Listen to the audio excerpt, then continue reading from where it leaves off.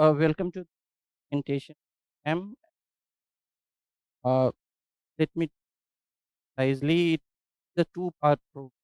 First, uh, this session I will be waiting on how to approach, how to write it, the style part, uh, writing part. You can.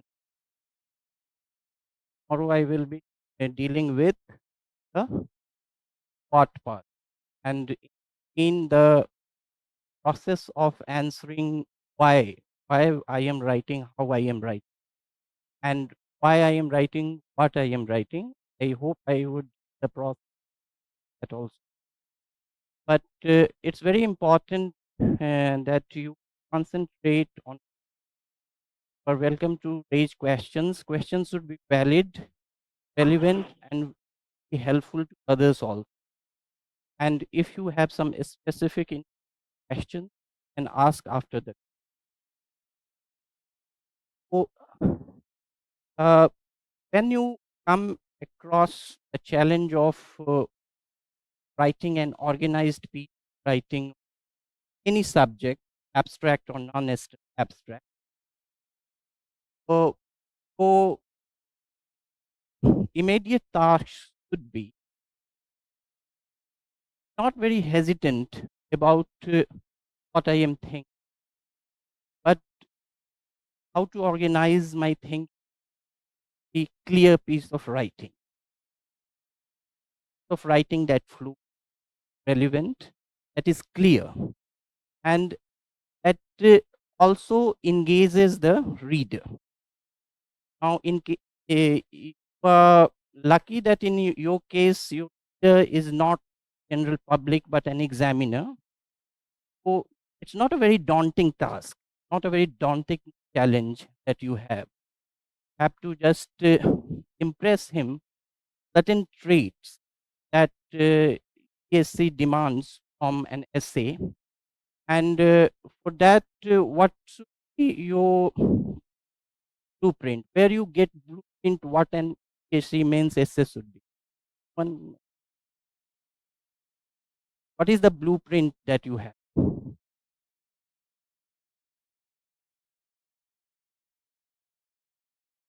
Not syllabus, but notification. ESC notification. If you go through that, I can identify 4 attributes. Does any have that file? Just match it with what I say. It says that candidates be given credit for first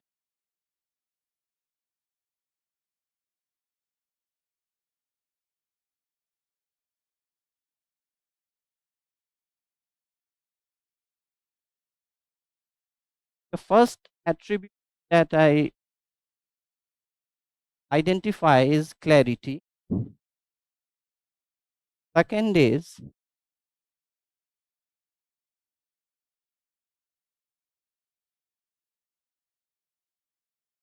organization,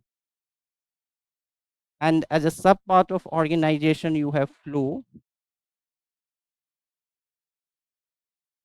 Candidates will be given credit for orderly arranging their ideas in orderly fashion. Is there clarity? Concise. Essay should be concise. That means a subset is economy of words. We will come to that. We will discuss each one of these things in detail. Third is relevance. The very first sentence of your notification says that candidates have to keep close to the subject the essay. What it is saying, it is essentially demanding relevance.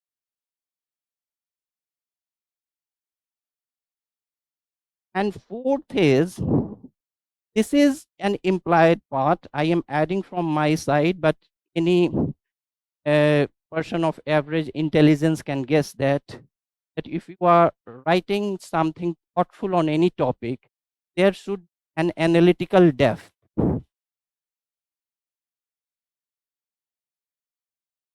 analytical depth, and in abstract essays, analytical depth can also take the form of reflective gaze. Because see, abstract essays, when you are uh, peeling off layers of an idea, not always analysis, it is also you are reflecting on an idea.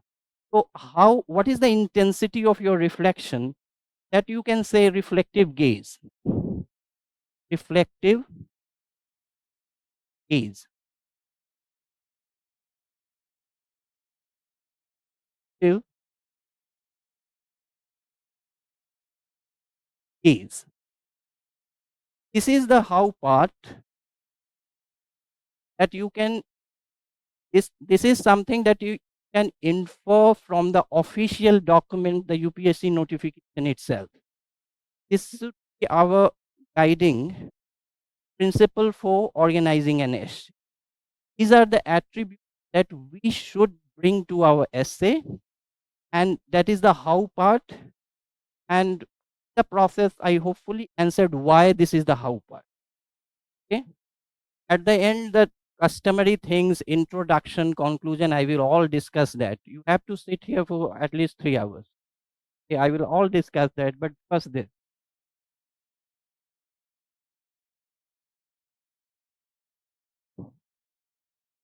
Now, clarity.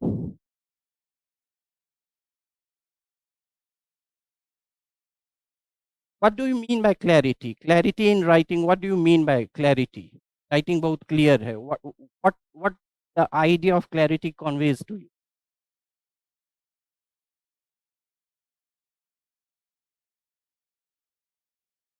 Oh, yes, clear. Clarity, by very definition, is a two-way traffic. What I want to write, I wrote for myself and I am very clear about it. That is not clarity. You have to deliver it to the person who is reading it. The most brilliant ideas can lead to lousiest of essays because of lack of clarity. Because you are not clear, you are not performing the very purpose of writing, that is to communicate. That is to communicate your ideas with in a in clear prose, in a clear form of communication to other person. So clarity is central to any piece of writing. Many argue that actually art is clarity. Art is clarity, otherwise it is narcissistic. Okay. If you have to produce a piece of art, I am not saying an examination essay is a piece of art, but just for the sake of argument, if you are not clear, you are writing for yourself, be happy about it. But if you have to say, in your case, write for your examiner, you have to be okay. So I am, this is very easy to say that you should write clearly, but how? You are struggling with the idea of clarity. So all of you may be having your own style of writing, and that is perfect, natural, all right. But I am giving you some practical tips, clarity, and you should write it down. Yes, I am going back an essay by George Orwell, hopefully you know him, that he wrote in 1946. It's called English and sorry, it's called Politics and the English Language. Politics and English Language, 1946, George Orwell. For young writers, for young writers in your age group, he has given some very practical tips. I am not saying that writing is not a science, so not that this is the ultimate, but in my life, I found, and I hope that it is used any piece of writing. And first, never use a big word when when a small word can. Never use a big word when a small word can. That is, may have this itch of impressing the examiner with your vocabulary. And what he is saying is that avoid pomposity. What is pomposity? The trait of being high sounded us. So avoid pomposity. It kills clarity. Suppose I have to say that these government statistics from economic survey demonstrate. Why I am using the word demonstrate? Why should not I say simply so? Why not say so? Why say demonstrate? Unnecessary. Okay? Simply write so. This so. Is figures so.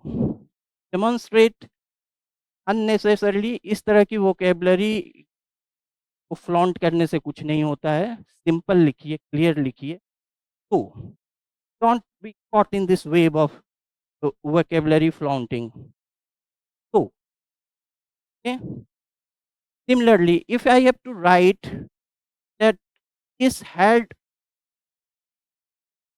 humongous impact, enormous impact, simply write this had big impact. Why write humongous and enormous? Simply write this had big impact. Catch your reader by this, writing simple short word. Second is, Orwell said that if you can cut out a word from a sentence, always cut it out. If you can cut out a sentence, a word from a sentence, always cut it out. I am telling you how. Like say, we are in habit of saying in our modern age. It is common sense that we are not living in medieval age or ancient age. So which words can be cut out from this? Either our or modern. And cut out in our age or in modern age. Why write in our modern age? Unnecessary word.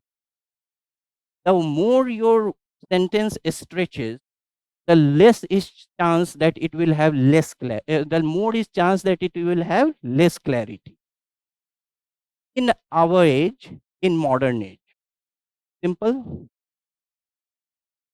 Similarly, these kind of things that you read in newspapers or books also, like track record. Unnecessary record. Track record. What is track record? Record.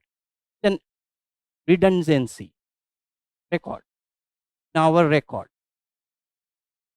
The track record of this enterprise is not impressive. Simply the record of this. So always, so what he is saying that cut out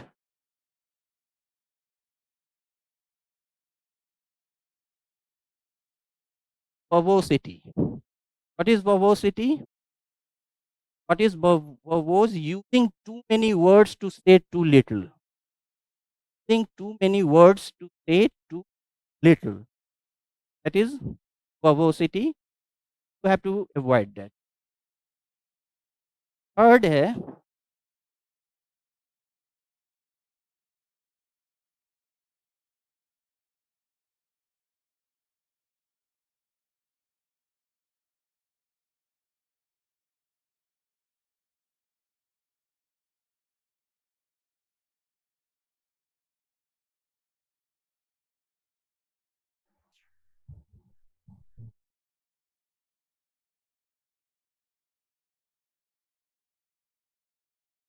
avoid metaphors, similes, cliches that you are using in print. What are metaphors? I'm not here to teach English, but just the building blocks of an essay. Like metaphors, his eyes were hollows of madness. This is an age of darkness. Now, these are things that you are used to seeing in print. What does it, why it is negative to write it while you are writing? Because this shows borrowed expression. borrowed expression which tires the reader, which tires the examiner. Examiner has gone through this 100 times, and you are not expected to be a very creative writer, but it all only shows that you don't have any specific style of writing.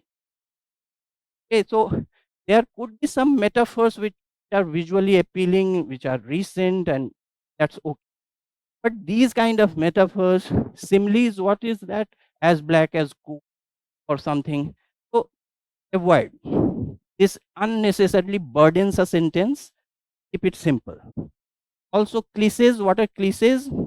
Anyone? Yes, expressions that have lost their utility because of overuse. They have outlived its utility. Like many people write in conclusion, many of you may be guilty of it also, that in conclusion in essays, when you will write, only time will tell. Now, if time will tell why you are writing, let the time tell. So, so these are useless things. Don't write this. That only time will tell that how India is going to orient its for it. Don't write this kind. Also, like this sports related cliches that winning or losing is not important, only participation is important. These are so avoid this kind of thing. Fourth, fourth is important again, that always if you have a choice, write in active voice, not use passive voice. Always write in active voice. I hope you are clear about active and passive. So if you have to write the prime minister, let me give you an example that the prime minister visited all SAARC countries. One sentence. All SAARC countries were visited by the prime minister, which is clearer. Yeah, always write in active. Clarity. Because once you have put the subject at the center of action, it is human psychology that it will be clear. Fifth, fifth is avoid foreign words, jargon. Foreign words for English would be say French, Spanish. आपने सोचा कि बहुत अच्छा मैंने लिख दिया सीने क्वेनन, तो बहुत इम्प्रेस हो गया कोई, ऐसा नहीं होता है. If there is an English equivalent for it, say sine qua non, indispensable, why don't write it? Eh, Make life simple for the reader. Avoid jargon. Your essay should not reflect your academic background. You are from anthropology background, political science, electrical engineering, medical science. It should not reflect it, that you are from a specific academic background. Also, jargon repels the reader. It is just like you are transferring your academic language to a very general essay paper. It's not a technical essay paper, it's a general essay paper. Avoid jargon in.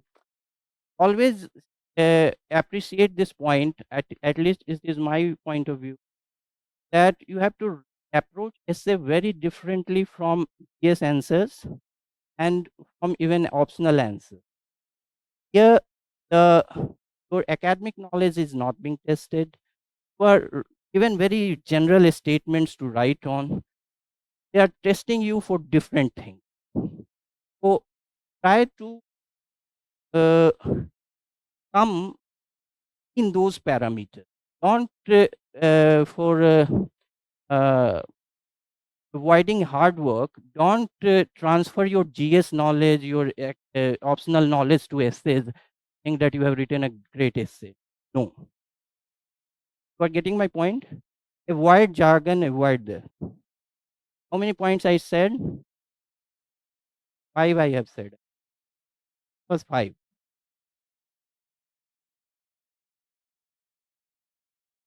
Oh, that was in jargon.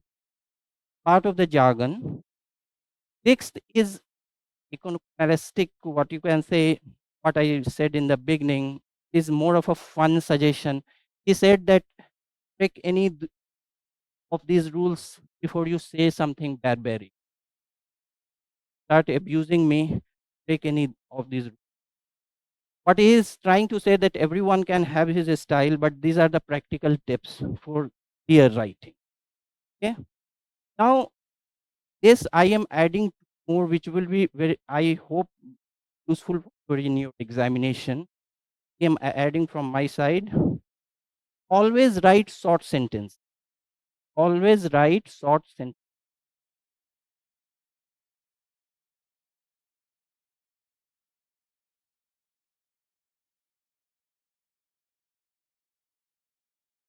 Have not to go very far. Just ask yourself in newspapers, magazines, or books, read a long sentence, you are happy or very unhappy. It does not hold their sentence. People give up. Your aim should encourage reader to read on, not give up. People give up on anything which is any sentence which is very long. Only good writers can carry it. Hopefully, some of you may be good writers, but in examination, avoid long sentence. Uh, Long sentence, what it does, it only distracts the reader.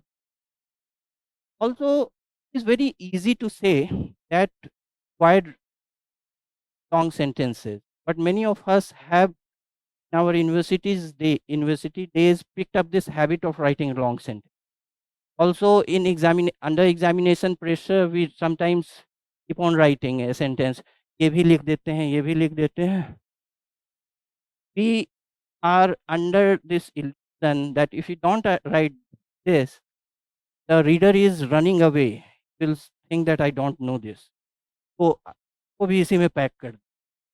Don't do that. तो practical solution इसका ये है कि try to have one central idea in one sentence. One sentence should not have more than two ideas. Like ये सब type का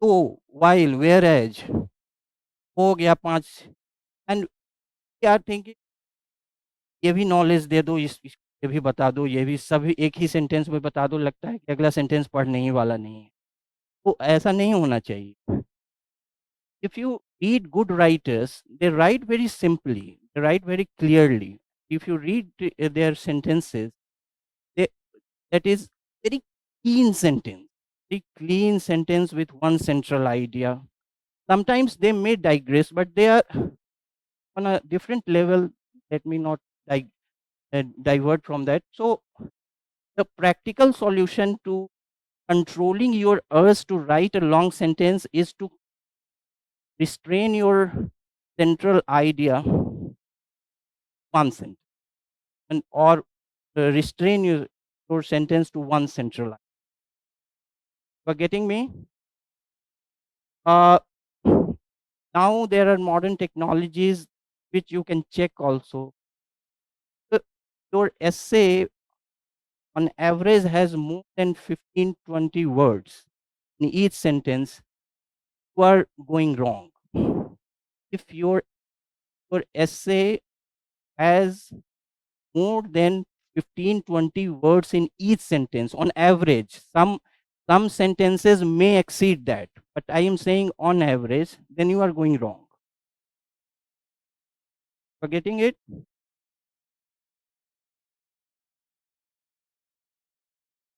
Also, one more suggestion is that don't use any word, the meaning of which you are not sure of. Don't use any word that you are not sure that it means this. Just by conjecture, just by guesswork, कि कहीं पढ़ा है शायद अच्छा word लग रहा है लिख दे। तो ये सब से बचिए, हो सकता है उसका मीनिंग जस्ट ऑपोजिट हो। तो if you are very clear about the meaning of any word, use that.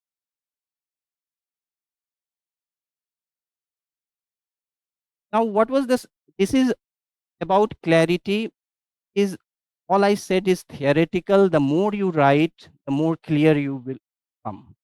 You have to write more and more. So, but these are some of my tips for clear writing. Now, what was the second attribute? Organization and flow.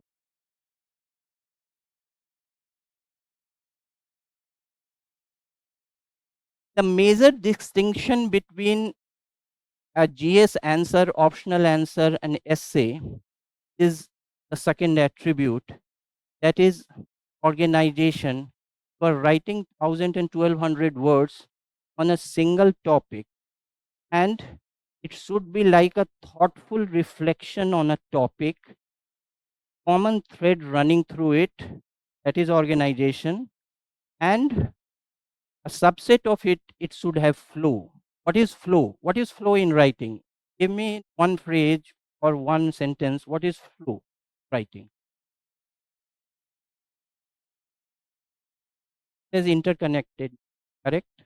One, building upon ideas. Okay,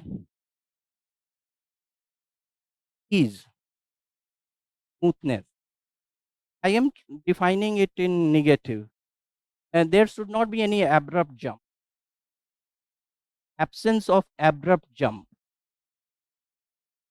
There should not be any abrupt jump in what you are writing. Not like you were talking about NATO, and in next sentence without any context you started writing about SARC. There should be a linking idea why you moved from NATO to SARC. Not like so. One thing that is common sense, though not that common, but uh, is that ये तो आप लोगों को पूरी तरह पता होगा, no bullet points. Bullet points तो नहीं लिखते हैं ना, that is a cardinal sin in this, वो नहीं लिखिएगा। Now just like sentences, I will tell you that write short paragraph. Write paragraphs should not be long. In any case, paragraphs should not exceed 5 or 6 sentences. Any case, the paragraph should not exceed 5 or 6 sentences.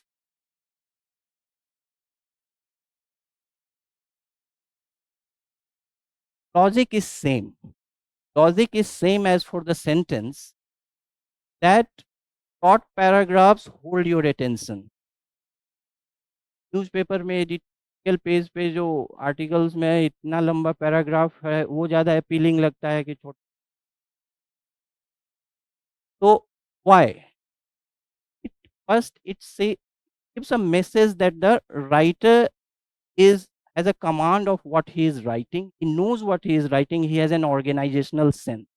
He has not lost in the way of thinking about something, है ना? दूसरी बात है, एक बहुत practical चीज़ है examination point of view. Never write something important in the later part of a paragraph. Never write something important in the later part of a paragraph.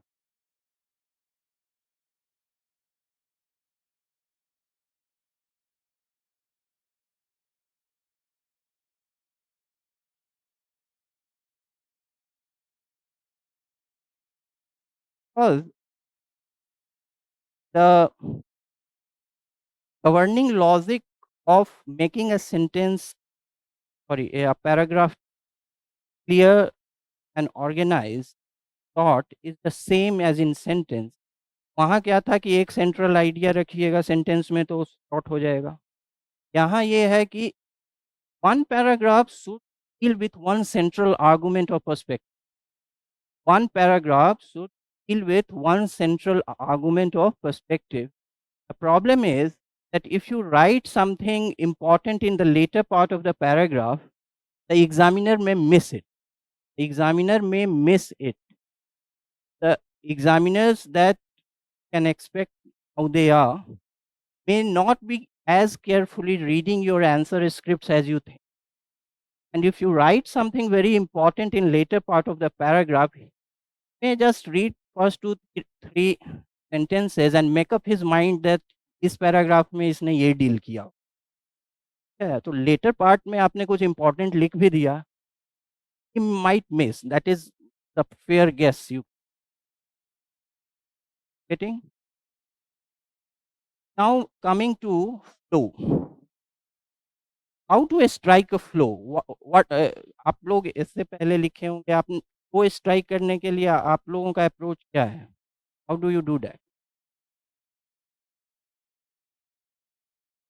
तो कैसे लाते हैं? ऐसे मतलब कि नेक्स्ट पैराग्राफ में लिख दिए however but not with ending और ये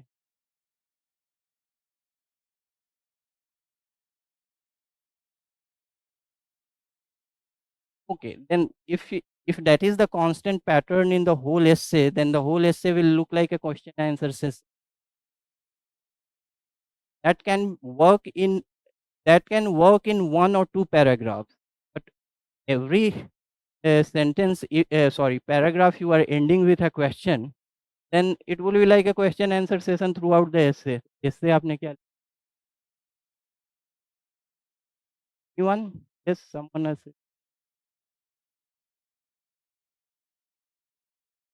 having Sir, sir, it means just revolving around the main topic in each and every paragraph or sentence. it sorry your voice was not clear to me Hello, sir, am I clear now? Sir, it means just revolving around the core topic in each and every paragraph and sentence. uh, our argument is that it should revolve around the main topic in each paragraph. Is that what you are saying? Yes, sir. I don't agree with that because those should come from your arguments, what you said in the preceding paragraph. And of course, the assumption is that your paragraphs are about your topic, but the immediate context should come from your preceding paragraph.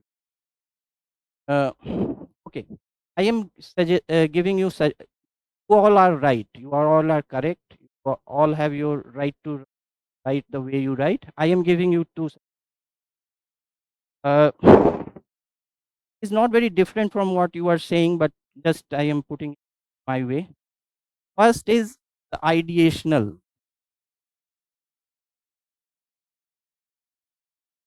flow. Second is the language too.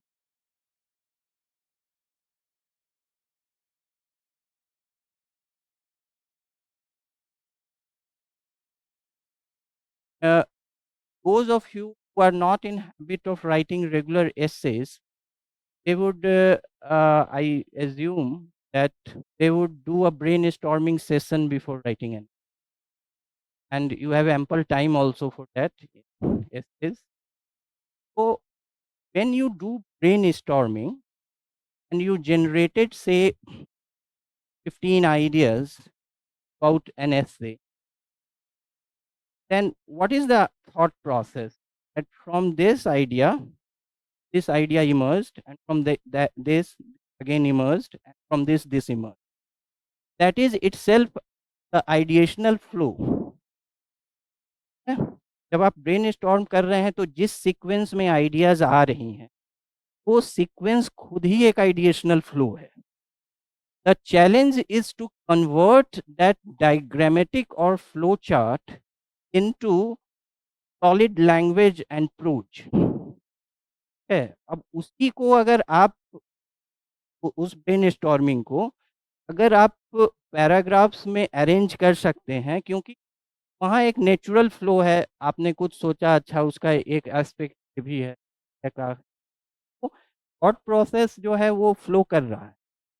तो that sequence को भी अगर आप paragraphs में convert कर देते हैं, तो एक फ्लो ऑटोमेटिकली और आइडिएशनल आ जाता है। लेकिन ये एज्यूम करके किया जा रहा है कि आपका आइडिएशन है वो सिस्टमैटिक, लोगों का नहीं भी होता है। बहुत लोग भी कुछ याद आ गया तो एक लिख लिए, कभी कुछ याद आया कुछ लिख, तो के लिए ज़्यादा इम्पोर्टेंट है language tool.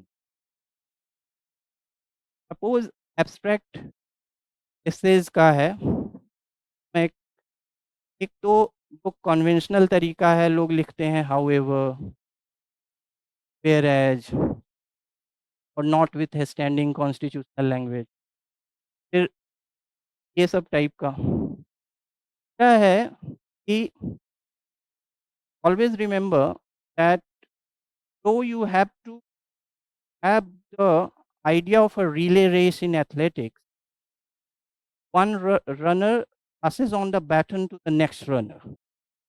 So essay is like that. So one paragraph has to pass on the baton to the next paragraph. So the last sentence of a paragraph is very important.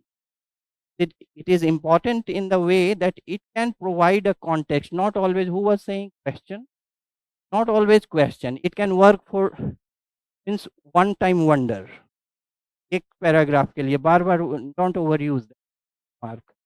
तो I am giving you an example, ये abstract का समय है, topic लिखिए कि eternal vigilance is the price of liberty, eternal vigilance is the price of liberty.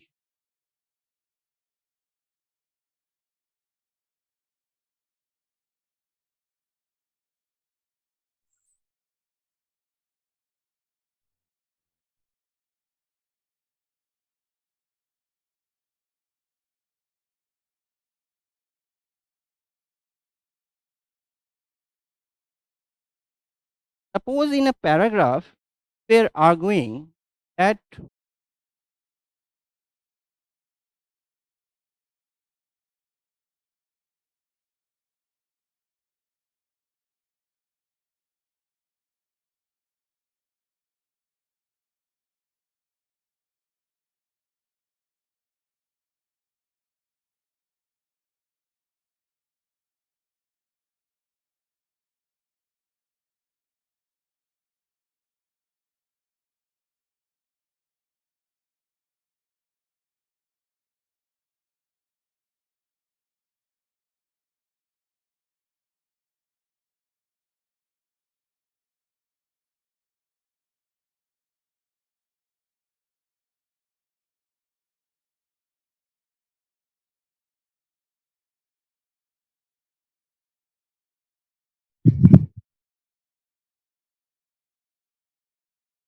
it legible to you, there is a danger that a state institution will shrink grounds of liberty. This was your last sentence, the preceding paragraph. Imagine. Now you have to shift to the next paragraph, counter, either counter this or add to this argument, or introduce a new element to the. So my next paragraph is going to be that okay, state intrusion may shrink grounds of individual liberty, but a state is also important as a protector of liberty. Okay? So taking something from here, I have left something that I will use. I am trying to be clever. I have left something here that I will use in my next paragraph. Okay? That is equal to write, can write. Such you can write, it is difficult to write on this. So such grounds, comma, however, such grounds, comma, however, can turn into in ice. Such grounds, however, can turn into thin ice without a state guarantee. Without state guarantee. Got it? I left that such. I have taken now for, if examiner looks at it, he will say such grounds. तो इसने पहले भी कुछ कहा है, मतलब सच grounds इसने लिखा है, मतलब इसने पहले भी कुछ कहा है इसके बारे में. And then I am saying, I am putting forward a new argument कि लेकिन ऐसे ग्राउंड्स ठीक है श्रिंक हो रहे हैं, लेकिन ये ग्राउंड्स जो है स्टेट गारंटी के बिना थिन आइस हो जाए. थिन आइस क्या होता है कि very risky precarious situation, as if you are walking on thin ice. Okay, तो this is also one of the ways to strike a flow. So you cannot write such grounds without connecting it to the preceding paragraph. Got my point? Anyone, any question? This is not the only way. This is something I am suggesting you, that you leave something. It does not have to be necessarily a question, but something that you can play with in the next paragraph. Got it? Okay.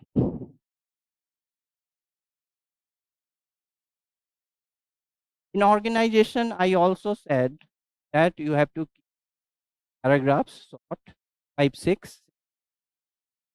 There are other things that I can tell you about organization, very lengthy. I am moving you to the third attribute. What was that? Relevance, I think.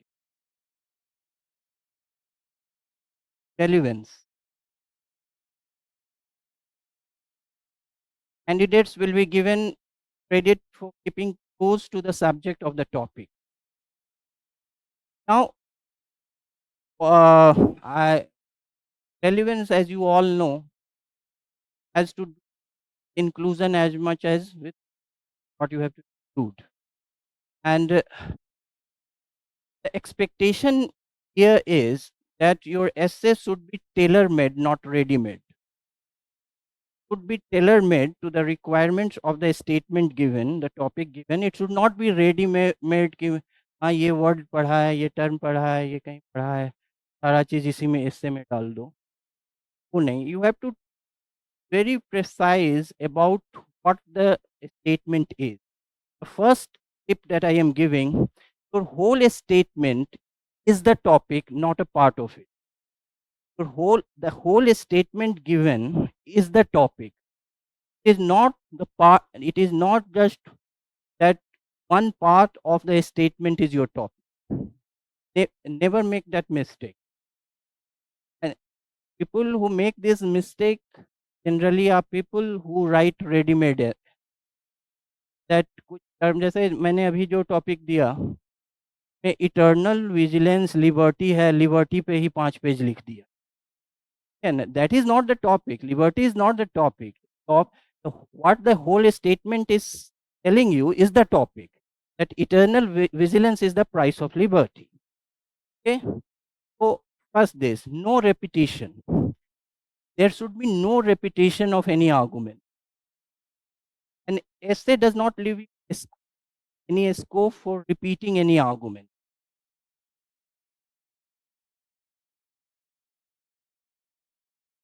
No repetition. Now, how to, one तो है relevance जो है का एक आइडिएशनल तरीका है कि if when you our brain storming, like you generated 15 ideas, take the top 6 ideas take the top 6 ideas and write an essay on those aspects, because there is very high chance that your last 8 9 ideas are less relevant to the essay. There is a very high chance. Also, I don't know what other people think, but my idea is that essay writing is not about dimension. It's more about a very thoughtful exercise about articulating your insights and perspective into a holistic piece of writing, very coherent piece of writing. If you can deal with 5 6 perspectives also, arguments also very effectively, exact expression with clarity, you will be in a good position to get good. Yeah. So it is not that I am dealing with only 5 6 aspects. Don't these ideas bother you. Don't let these ideas bother. When you are ideating on a topic, the top 5 6 ideas, zero down on them and try to develop an essay out of them. The first 5 6 ideas may be most relevant to the, or even the next 5 6 idea. My point is that don't deal with each and every of those, otherwise you will stray into the zone of irrelevance. Okay. uh, till now, anything that you have not understood from online or offline?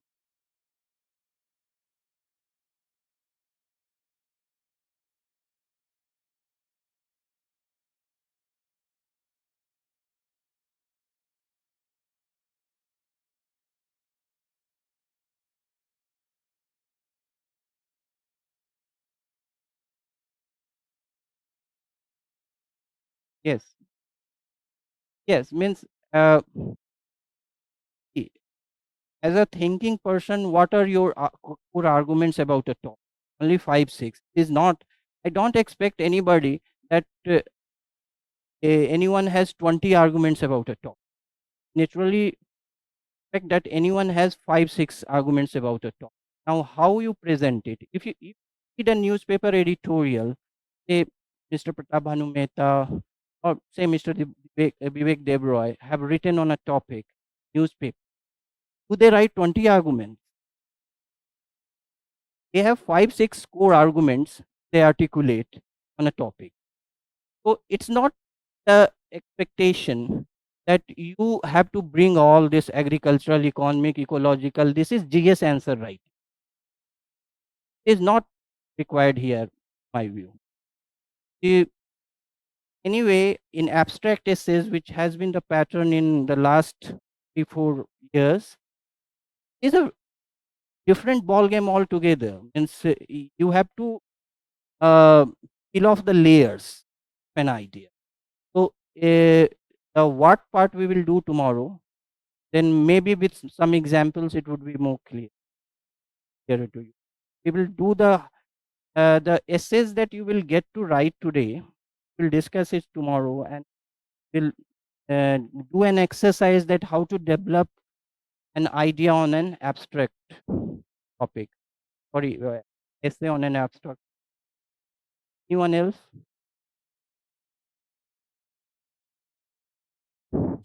So after relevance, the next part is analytical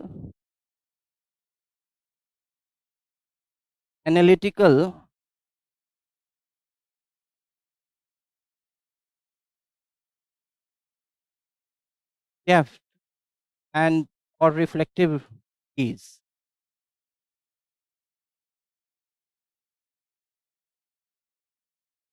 What do you mean by analysis? Simple, बहुत simple terms में बताइए, what do you mean by analysis?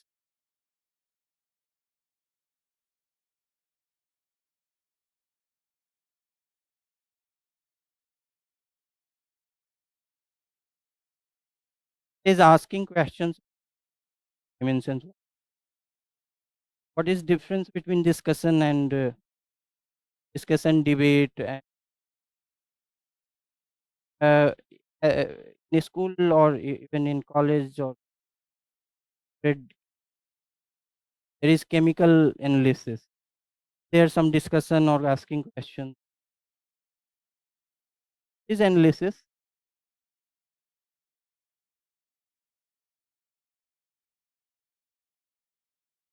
Yes, is closer to it.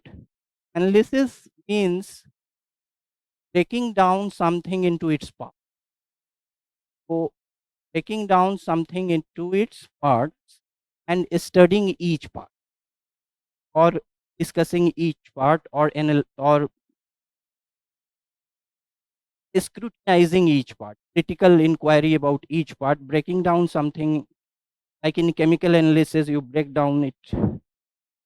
Similarly, koi bhi analysis, like say analysis of a cricket match, that what happened, what was the nature of the pitch, how what was the uh, performance of bowlers, and break down into parts and analyze each. That is analysis.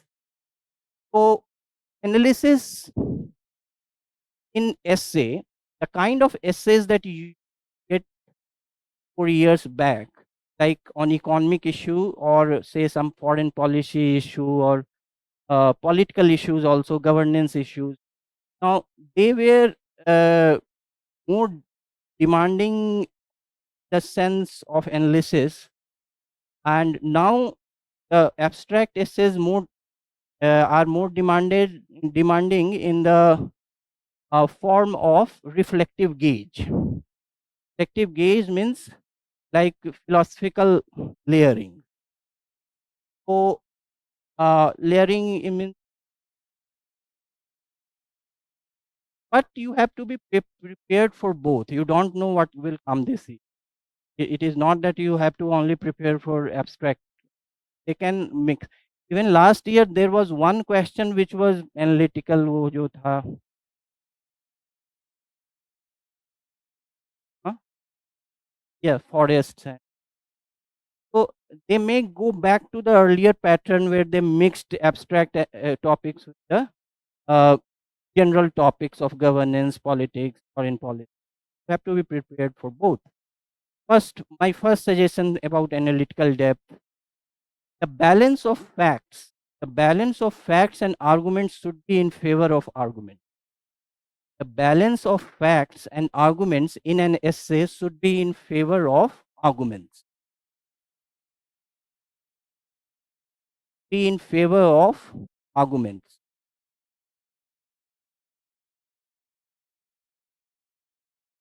Facts only be substantiate an argument, and they should not have a life of their own. Facts only be used to substantiate an argument in an essay, and facts should not have a life of their own in an essay.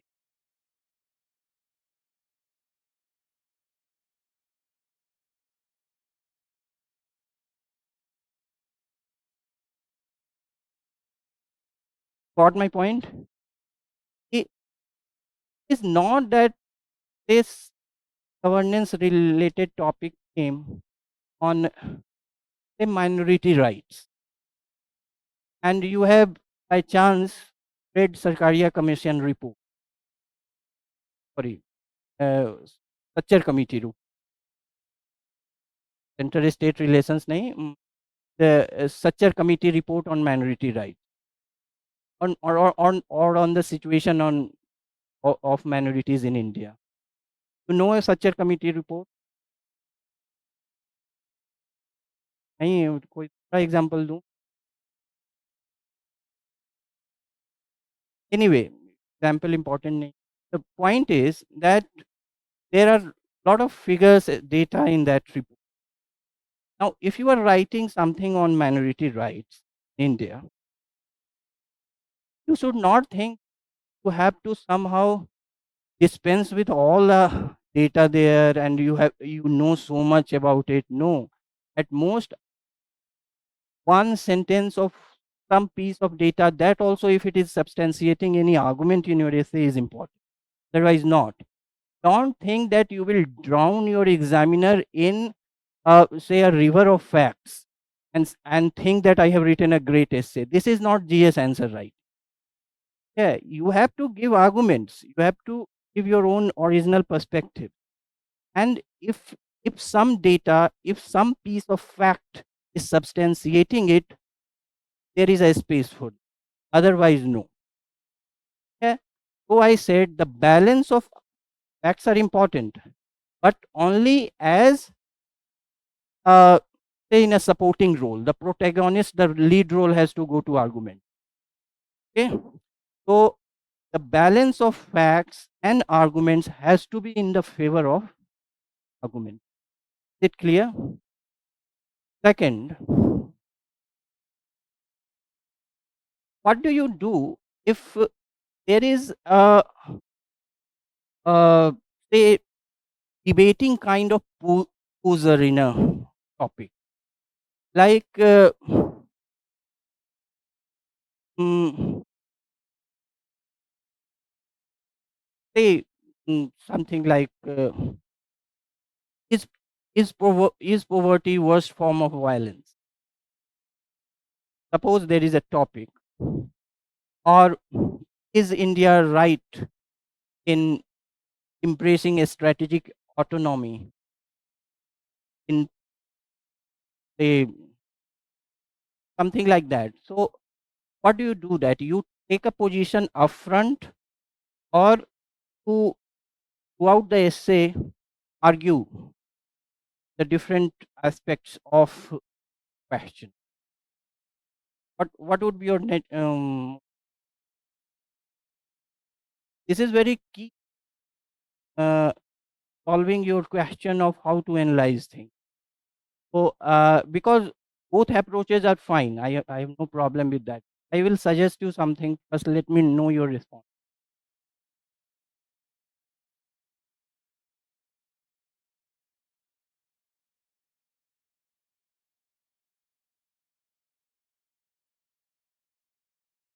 जो first में बता देता है मतलब कि मूर्ख आदमी हो.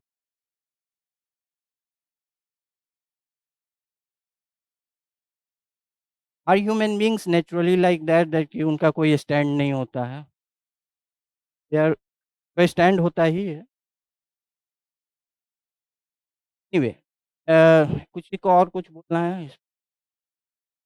See, what he is saying is right in a very conservative way, in a very examination, a strategic way, because writing civil services examination is also an act of tension.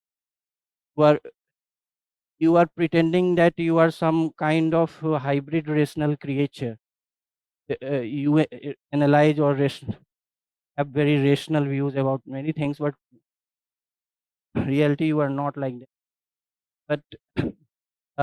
But anybody is not like that, and that is not also desirable that you should. So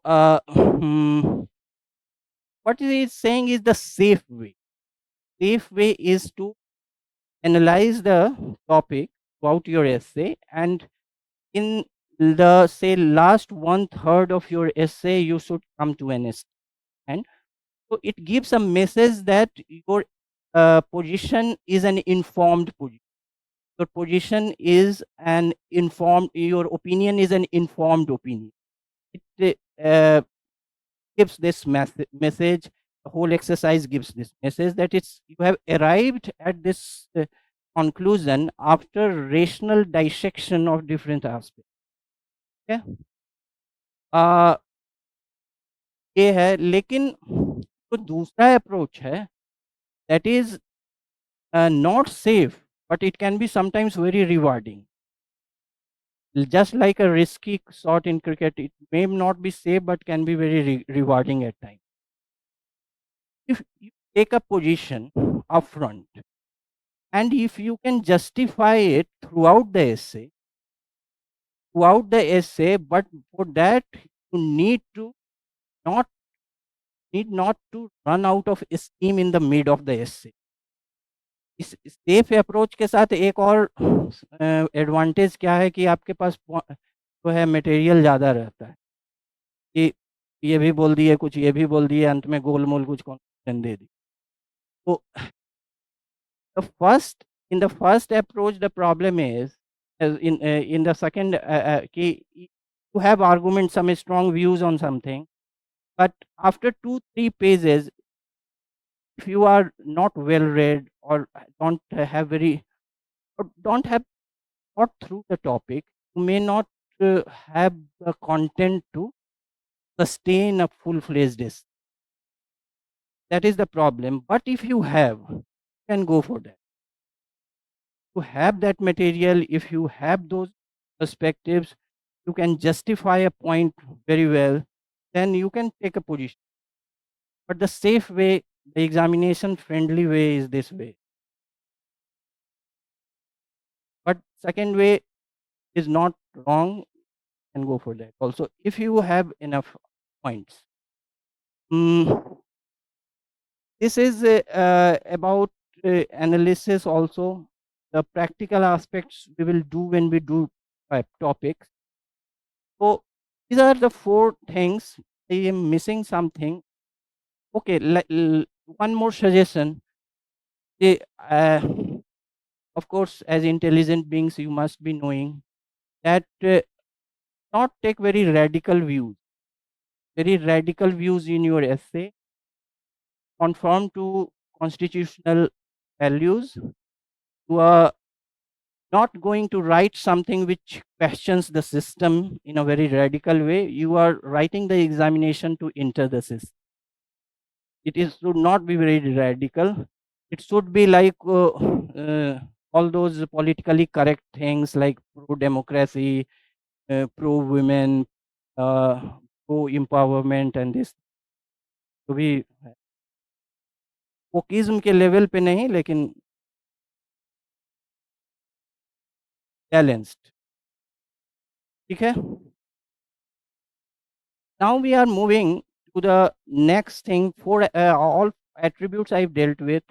Now I am moving to something called introduction. Introduction. For moving to this is a slightly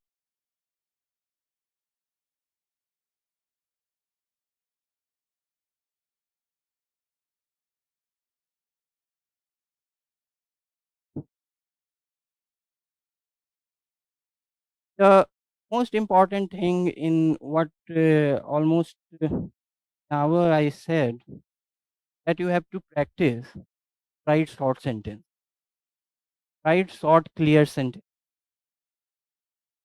I am will come to introduction. So the one thing, one anecdote I am sharing that may help you or must be knowing about B.S. Naipaul. Naipaul, great writer and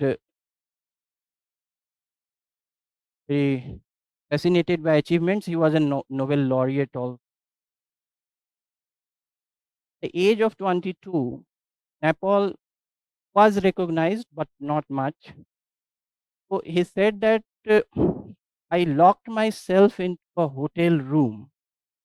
He was already a recognized man in a field of writing. But he said, I locked myself into a hotel room and for 6 months I wrote only such sentences as a cat sat on the mat. Full stop. I was going there. Full stop. So 6 months I only practiced these kind of sentences for clarity. To be very clear about what I am trying to say, I can convey to the.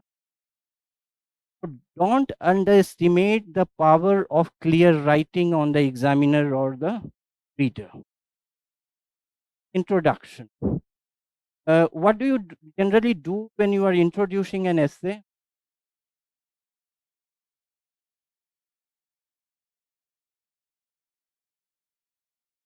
Like for clear writing, if you have to write an essay, you will cite this Naples anecdote. Yes, you can. There are 2 types of introduction. One is conventional.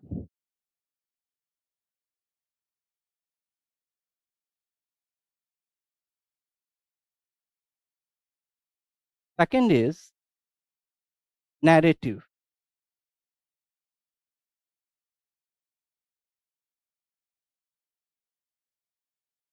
Third is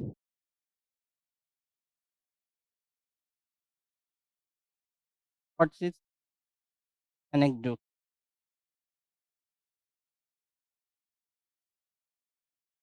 What is a conventional introduction? I need not to tell you. Conventional introduction is conventional as the word says, that there is a topic, try to that topic in context. Yeah? Context. And conventional introductions should ideally be guided by two elements, context and scope.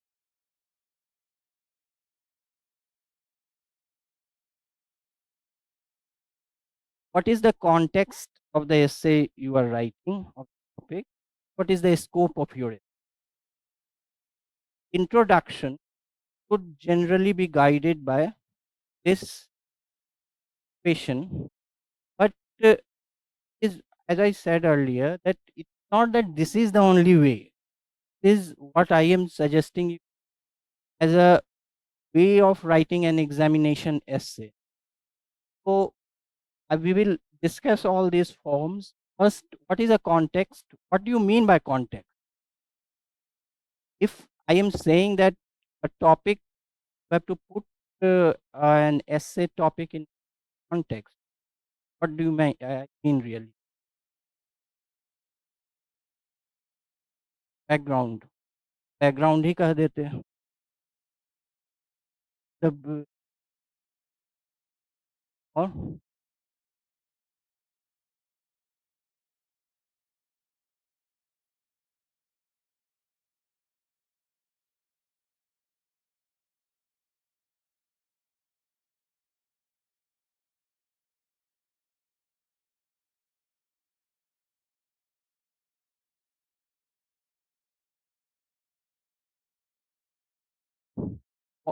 I am trying to stitch an answer from all these elements. Context, the topic and essay topic is basically striking a relationship between time and space. Time and space. What is the context of you is sitting here? First, you are in Delhi and you are appearing for is the context for attending this class. When we say what is the context of something, of a topic, we are trying to place it in a time frame and also the ideational locale for it. Means where we are trying to answer the question where and when, and that results into this what context. So time and space. The context is basically trying to tell you that the time and space element of that is my interpretation. They are also correct in their way, answers that they give. So let me give you a topic and uh, right, technology technology spawns spawns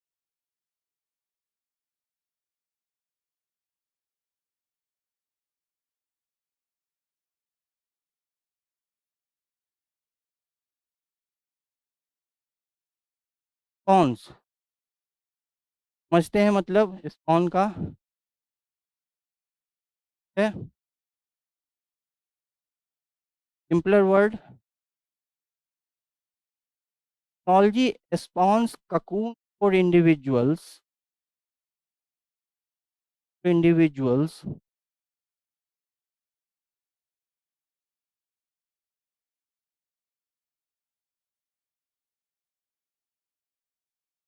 Technology spawns cocoons for individuals, but also erects tents for communities. But also erects tents for communities. Tent तो functions में tent लगता है, tents for communities.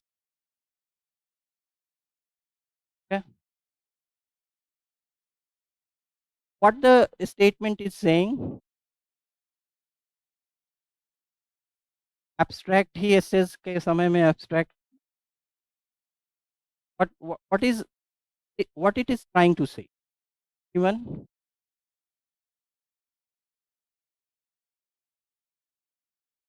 the very explanation of,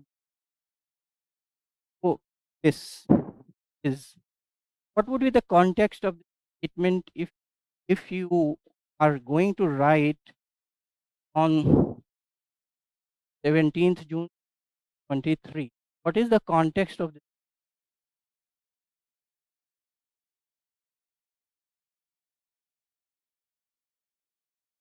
Yes,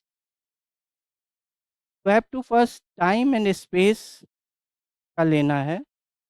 time क्या है, कब बोला जा रहा है, स्पेस कहाँ बोला जा रहा है.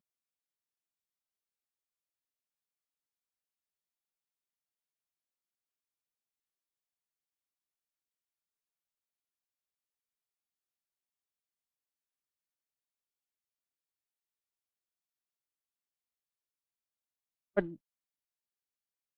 यस, इन से पहली बात तो मैंने रेलिवेंस में बताई, the whole statement is your topic, neither individual is topic, nor technology is topic, nor community is topic, the whole statement is your topic. अब इसमें don't means be tempted to write 4 pages on technology, सबको लेकर है ना.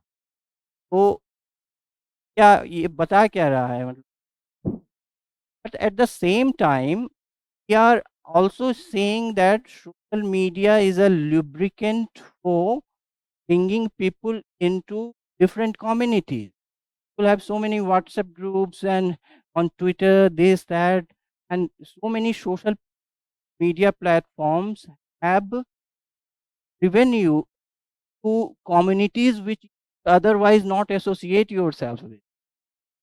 So it is also building a virtual kind of say uh, fragments in the social order.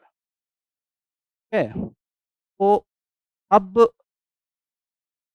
these two parallel things you have to somehow contextualize.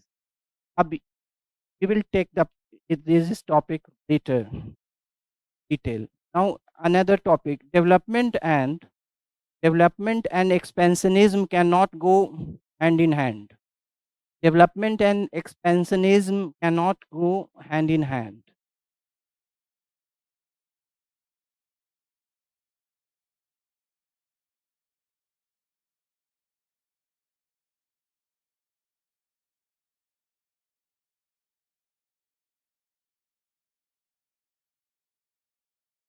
Said this,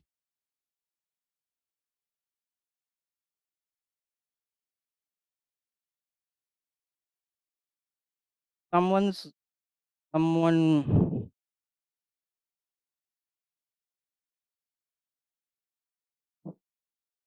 के boss बोले. तो when did he say that?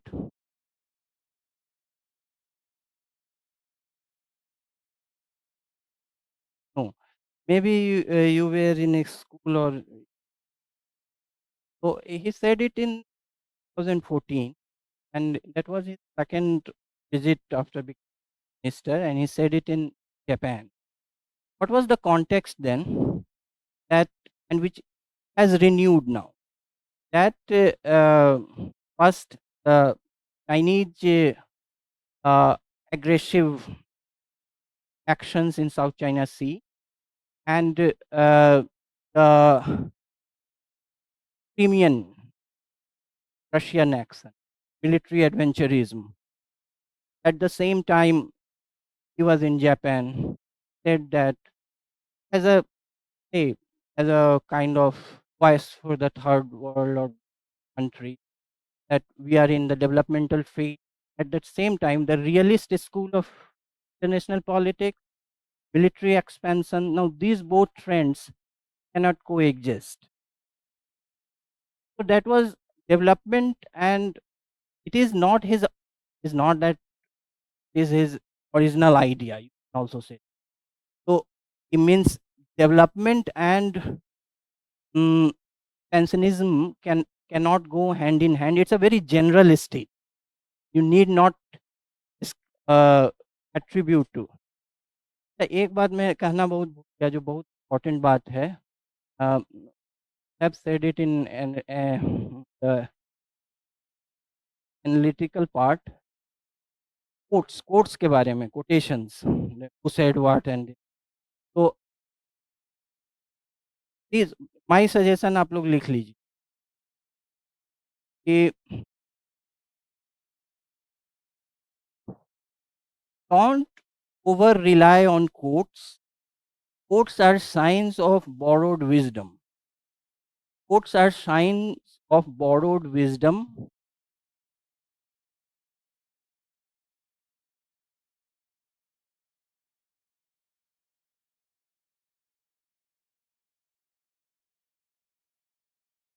borrowed wisdom. The examiner is more interested in knowing what you think on a topic, not what Mr. Great has said on that. Okay. तो लोग सोचते हैं कि ये impress करने का एक टूल है कि बता दो कि ये कहा वो कहा इफ एट ऑल अगर आपसे ये खुद ही नहीं जा रही है कोट करने का if you cannot resist that etch so quotes should be sort it should not be like आपने एट एट लाइंस का एक श्लोक लिख दिया उसको फिर 8 लाइंस में ट्रांसलेट कर दिया सोचे कि 100 वर्ड का तो काम हो ही quotes should be short if you are at all quoting should be short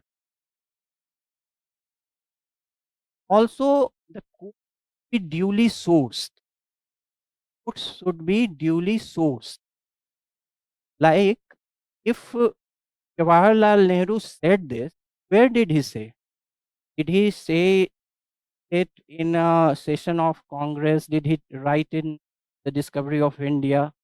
If you are quoting Amartya Sen, did he write it in his book? If you are quoting John Rawls, did he write it in his theory of justice? Where? क्योंकि fake quotes का भी जमाना है कि अब जवाहरलाल नेहरू ने ये कहा जॉन रॉल्स ने ये कहा अब actually you are not confident about putting your name to it so you hide behind the wall of someone great and say something so don't do that fake quotes आजकल तो fake quotes बहुत आसानी से identify भी हो जाता है never ever write a fake quote कि fake quote दे दिए अच्छा सेंटेंस बन गया है लिख दो अब्राहम लिंकन ने don't do that okay so uh, yes now coming back to introduction what I was telling uh, about development and expansionism. So he said that. So what was the time? Time was uh, the phase in international relations where military adventurism was on rise. The realist urges of major powers was on rise. We were seeing two new powers in uh, the room again, China and Russia. So some argued that this may be the uh, inter Cold War period. When you are living in history, you don't know that you are living in history. People in Renaissance didn't know that they were living in Renaissance. So we may be living in inter-Cold War period between two Cold Wars. That one Cold War ended by 1989, 90, and we may be the interim phase for next Cold. We may don't know we were living. Uh, the period was that when the new global powers were asserting themselves with military adventurism. That was the context. But it was also seen as a roadblock for the developmental trajectory of third world. So that was the context. That was that. And there you give a context, and the next thing is a scope. What is a scope? A simple word to देगा. Scope is what? In a word, scope is extent, range. The range, what you are going to tell in what you are going to discuss in your essay. So तीन तीन sentences दीजिए context पे, तीन sentences scope पे, या दो भी दे सकते हैं. Introduction is not a special paragraph in terms of length but in terms of content. एक दो चीज़ और नोट कर लीजिए एग्जामिनेशन के लिए कि इन 1000 and 1200 words essays, introduction is not a series of paragraphs. Introduction is the first paragraph itself. That's it. आप इस बात को बहुत ध्यान से सुनिए. Carefully listen to this. कई लोग क्या करते हैं कि 4-5 पैराग्राफ लिखते हैं और उसके ऊपर लिख देंगे इंट्रोडक्शन, है ना? और वो सोचते हैं, एक्सपेक्ट करते हैं कि जो एग्जामिनर है वो बहुत मूर्ख है, वो 5 उनका पैराग्राफ करके सोचेगा बहुत अच्छा इंट्रोडक्शन.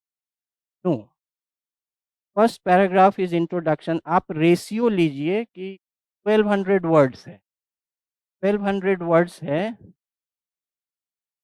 फिर उसका मान लीजिए 300-400 वर्ड्स ही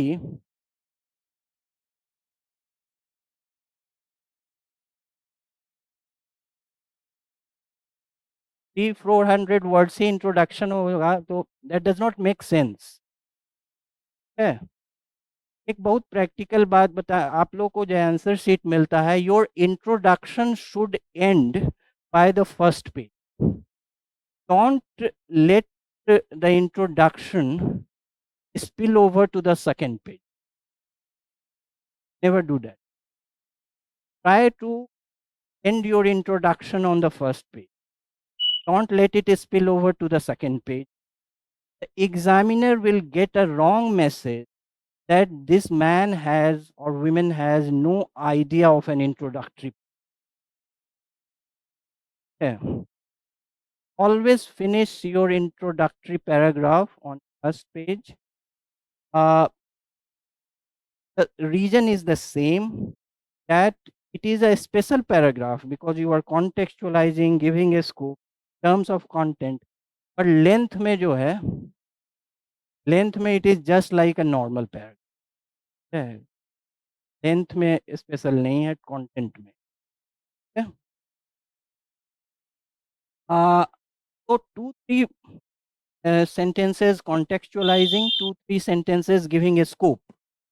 Scope में क्या है, मान लीजिए इस पर ऐसे लिख रहे हैं. Scope है क्या? Politics of developing countries, realist urges, implications, its implication on the global power play, the regional dynamics, its implications on the regional balance of power. These are the things that you would deal with in your essay. Give a जो आजकल के technology जमाने में बोलते हैं preview अपने answer का हाँ रखना है. 2-3 के साथ व्हाट इज द डोंट, 2 के साथ डोंट भी. Never include anything in the scope of your essay that you will not subsequently deal with.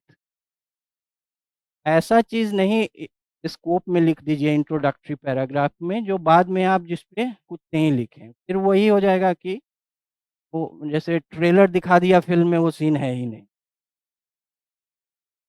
Could be it is just similar situation, ठीक है? वो एक तरह का डिसेप्शन होगा। Always write some anything that you intend sincerely deal it with in your essay। Otherwise ये नहीं कि सिर्फ़ स्कोप में दिखाने के लिए कि वो टेबल ऑफ कंटेंट जैसा कि ये है, बुक में चैप्टर नहीं है। Other things please ask anything about introduction. Are you following what I am saying? What? Data, uh, data introduction. Do you like to read data in introduction? Yes, it is a very mm, clinching argument. It is a very clinching argument. Suppose, say, that Vivek Debroy is writing on railway reform. He gives like some data like this now was spent on rail safety in wake of the recent train tragedy. Once headed railway, um, what was, yes भी नहीं पढ़ते हो? Vivek Debroy headed a railway commission.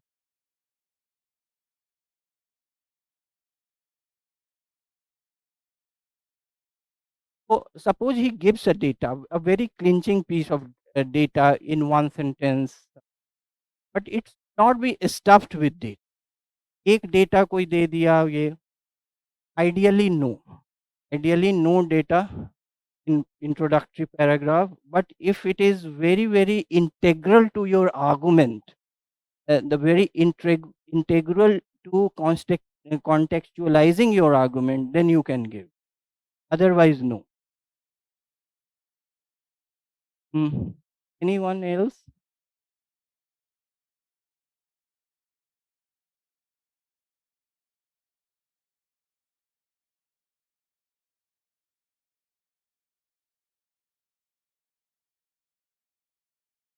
Not only current context में time dimension है, लेकिन if that topic is related to not current frame of time but past, then you can refer to past also. Not necessary that it's present on. Yes. Anyone else? I have all time to answer the question. Now I'm moving to uh, second one, that is narrative. What is narrative?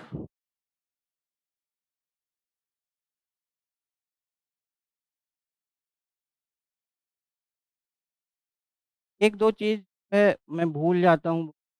I will back to next.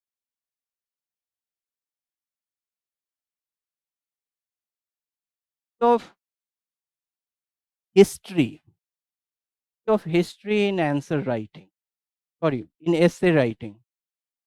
So I should have ideally dealt with it in organization only, but because this is the common problems I see when they write essays, that they rely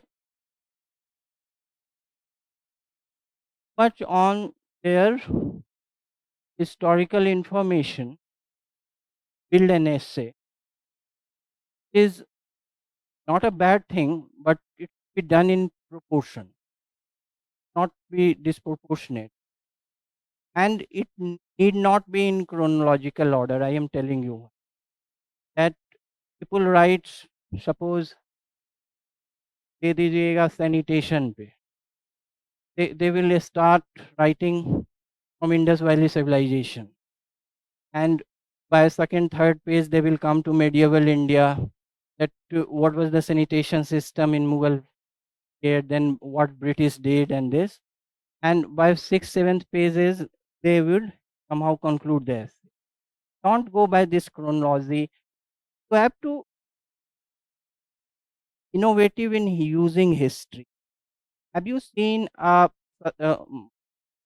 must have suspense movies like the last scene that is uh, say like some murder happened, they will show you the last scene first, and then they will go to the uh, what you say flashback and building a reverse narrative. So what you have to historical elements also like data substantiate your argument. History is not your essay, but your arguments can be substantiated with some historical fact. लेकिन कुछ लोग जो है history के chapters को ही बना देते हैं कि यही ऐसे है मेरा एनसीईआरटी पर. No, don't do that. And even you need not follow the chronology. See what fits into your argument, which historical facts were. Okay. Uh, Narrative. What is narrative? Narrative, and what is the difference between narrative and anecdote?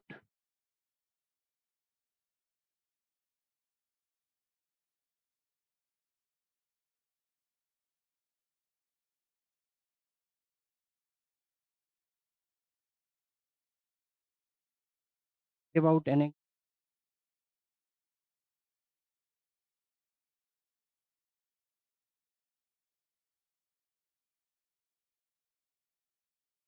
There is some flaw in that. I will come to an anecdote and then you will understand the difference. Narrative is a storytelling. Basically, narrative is a kind of a storytelling. It may be real or imagined. Yes, mostly it is imagined. Okay, so that is अब ये एक journalistic भाषा media की भाषा में जो बोलता है नैरेटिव सेट कर रहा है, तो that is basically a kind of a storytelling and putting some characters into it, send a message. That is a different kind of narrative. But for your purposes, this narrative is kind of storytelling. Now, write a topic.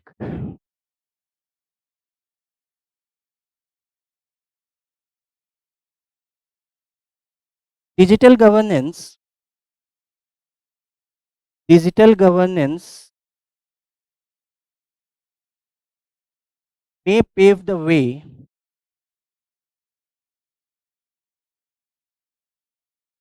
but it has roadblocks to overcome.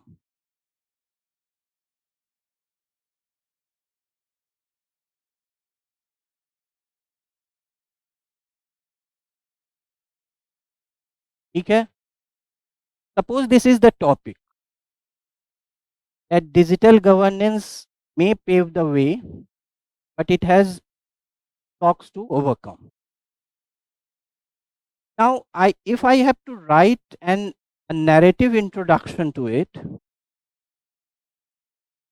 at the end I will also give you my assessment of who attempt conventional narrative and play to your strength. If your hitting June is not narrative, don't attempt narrative introduction.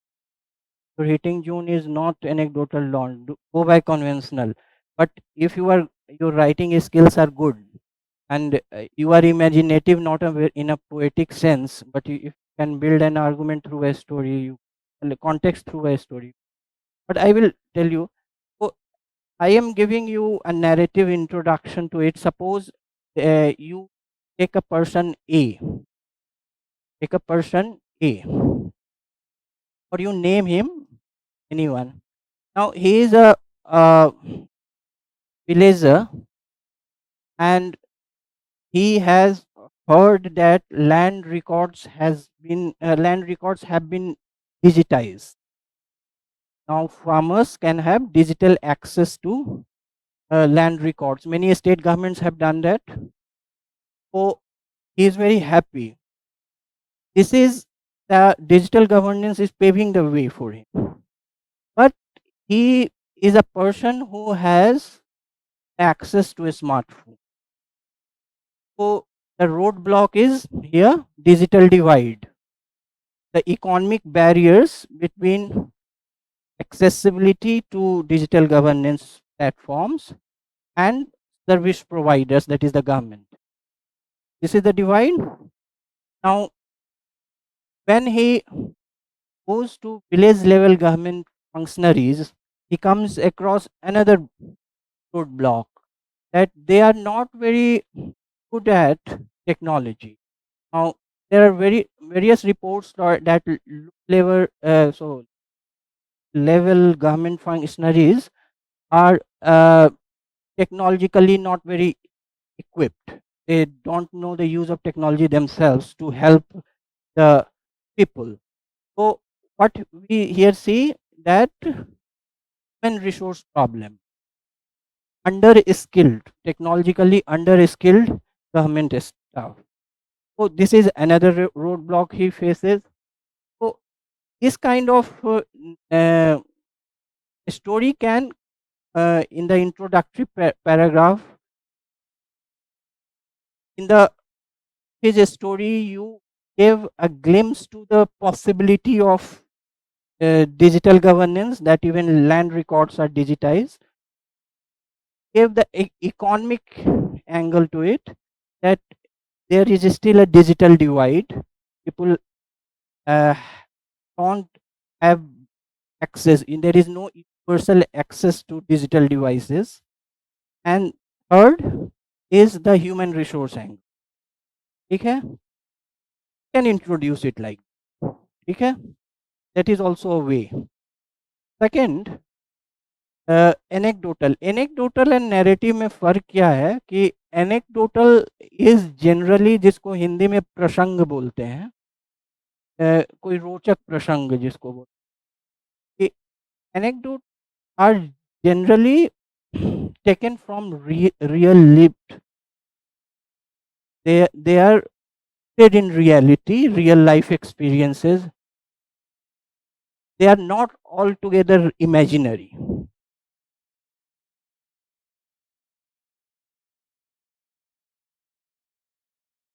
ठीक है, एक वो अभी discussion हुआ है, उसके context में आप ये बताइए कि पिछले साल एक टॉपिक आया था, can not step in same river twice का कन्वेंशनल एक इंट्रो, हम एनेक्डोटल पे आएंगे, घबराइए नहीं। तो इस पे का एक कन्वेंशनल इंट्रोडक्शन में कॉन्टेक्स्ट क्या हो सकता है अभी के समय में?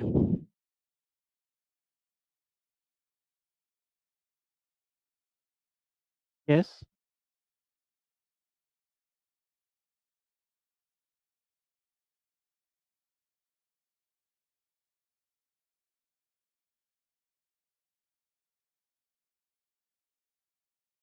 futuristic. He is saying that by using the hindsight of pandemic that we countered in the last 2 years. Yes,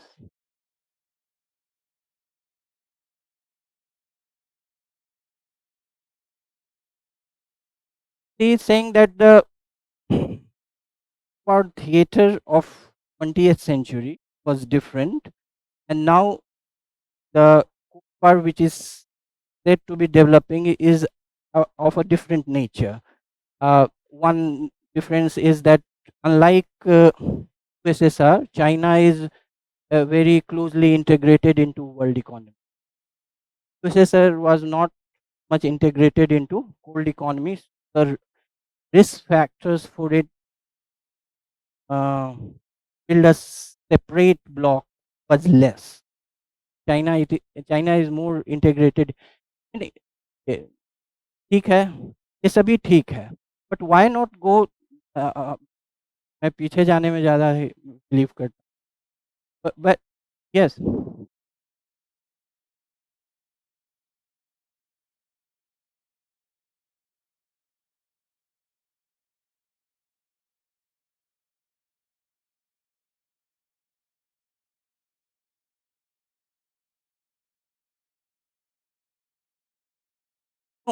yes, ये है, चलिए ठीक। इनफैक्ट इन्हें कार्ल पोपर का नाम सुना है? सुना है? Yes. So you must have read In Society and Its Enemies. He says about the endless possibilities of history. So maybe we can discuss this topic tomorrow in detail because it's philosophy. लेकिन मैं pandemic के sense में बोल रहा था कि they must be knowing that in 19th century until the beginning of 20th century, in 1918 till 1918, so there lot of pandemic happened in the world, and it's uh, India. You have you know this young historian Chinman Tombe. He has written a book, Age of Pandemics. In 1918, the casualties in India because of pandemic were greater than the World War One casualties. Okay, so that pandemic you can also analyze with the recent experience. Pandemic same, medical science development more, human maneuverability more, movement of people more people going to different parts of the globe, the chances of infection far greater. So pandemic nature different there. Then there was Spanish flu, and earlier there was influenza, other things, but that all same, but still the nature of pandemic in 2020, 21, 22 was very different. ठीक है? We will discuss this topic also to see, not ये तो topic अब दोबारा नहीं आएगा, but see how to unlayer things. Can also unlayer it with science, like Thomas Kuhn का नाम सुना है आपने? Structure of scientific revolution. तो बात करता है कि normal science, breakthrough science, ये इससे ये फेमस फ्रेज आया है, paradigm shift. Anyway we will discuss it. I am coming to anecdote. एक टॉपिक लिखिए,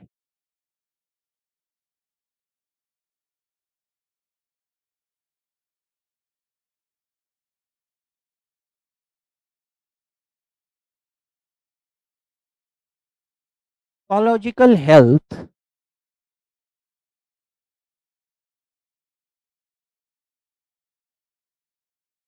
psychological health and economic development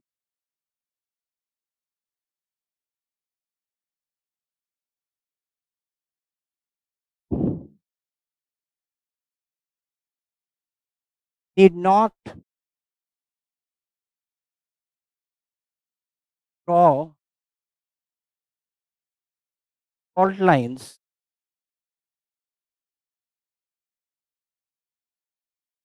now in our development, in our policy outlook. ऐसे लिख दीजिए।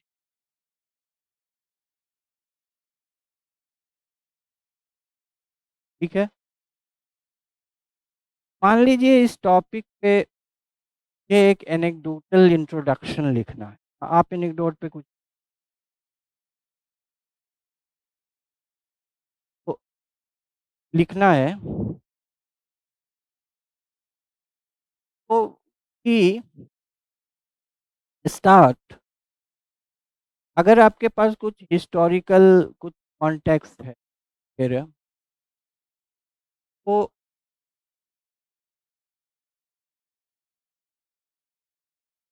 said that in India, modern industries, dams are temples of modern India. कहाँ पढ़ा है? NCERT में है। ओके, मान लेते हैं जवाहरलाल नेहरू। हाँ, एक्चुअली उन्होंने ही कहा है, तो घबराना नहीं। तो जवाहरलाल नेहरू ने ही कहा है ये। तो हीराकुद डैम कहाँ है? में when it was being built, there were many tests against it, which were not recorded in, say, mainstream media or even your academic publications for long. But there, there is a recorded history of protests by local people against it. This is what we saw throughout the journey of infrastructural development in India, uh, whether they are mines and other things also. So it is uh, the person who called these, say, dams and these temples of modern India. He also had to endure protests in building of these so-called modern edifices of modern economy. ठीक है? So, but he proceeded with it, and these fault lines have that fault line क्या होता है? Divide between ecological, this driving a wedge between this. So these have continued, and in the modern discourse, in the contemporary discourse on development and ecological health in India, these persist. These persist even in 2023. So this can be an anecdotal beginning to this essay. ठीक है? So, from the formative years of a new Republic of India to this. ठीक है? This some historical instances that you can use as a material for anecdote building. ठीक है? बहुत लोग जो है कि अब इसमें भी फेक कोट्स की तरह फेक एनेक्डोट्स नहीं डालना है। ठीक है? कि वो प्रधानमंत्री थे तो नदी पार करके जा रहे थे तो ये हो गया, फेक कोट्स नहीं, फेक एनेक्डोट्स नहीं, फेक ये। You would not gain anything, but you will lose lot of thing by giving fake. Just ऐसा लग रहा है कि इससे अच्छा बन जाएगा, इसका ये मतलब नहीं कि फेक फैक्ट्री शुरू कर, वो नहीं कर। ठीक है?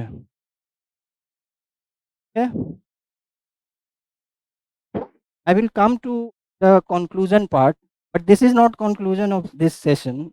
But I have something to say before conclusion. What should be the what uh, uh, is conclusion in a way? How do you conclude things? आप लोग बताइए, आप लोग, okay, how do you conclude things?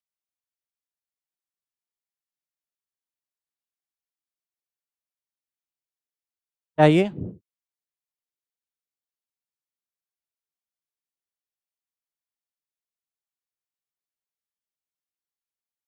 He says way forward is a very standard way of looking at, not being sarcastic. It is the right way. Other ideas?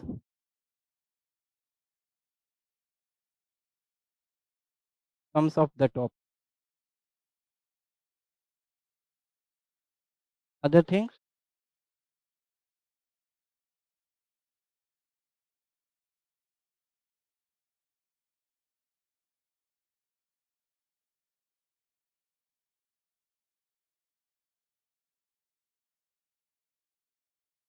Every argument is valid. So every argument is valid. It is not that you can do that, but I am just suggesting here what I think. It's not that these are very scientific things, but just My only basis of telling all this is experience and nothing else. So, see, conclusions should have one target in conclusion, and that is to answer the question, as he said, one thing, what next? What next? Answer the question, what next? In light of the analysis that you have done in your essay, in light of the perspectives that you have dissected in your essay, where do you think this idea, this topic, this theme developing in, say, immediate future, if not immediate future, foreseeable future? Okay. Second is, what's the big picture? What's the big picture? What is the big picture? Also target this. Also remember that conclusion is also the last paragraph itself. Anything that you have to suggest, be suggested earlier. That the prescriptive part, the prescriptive part,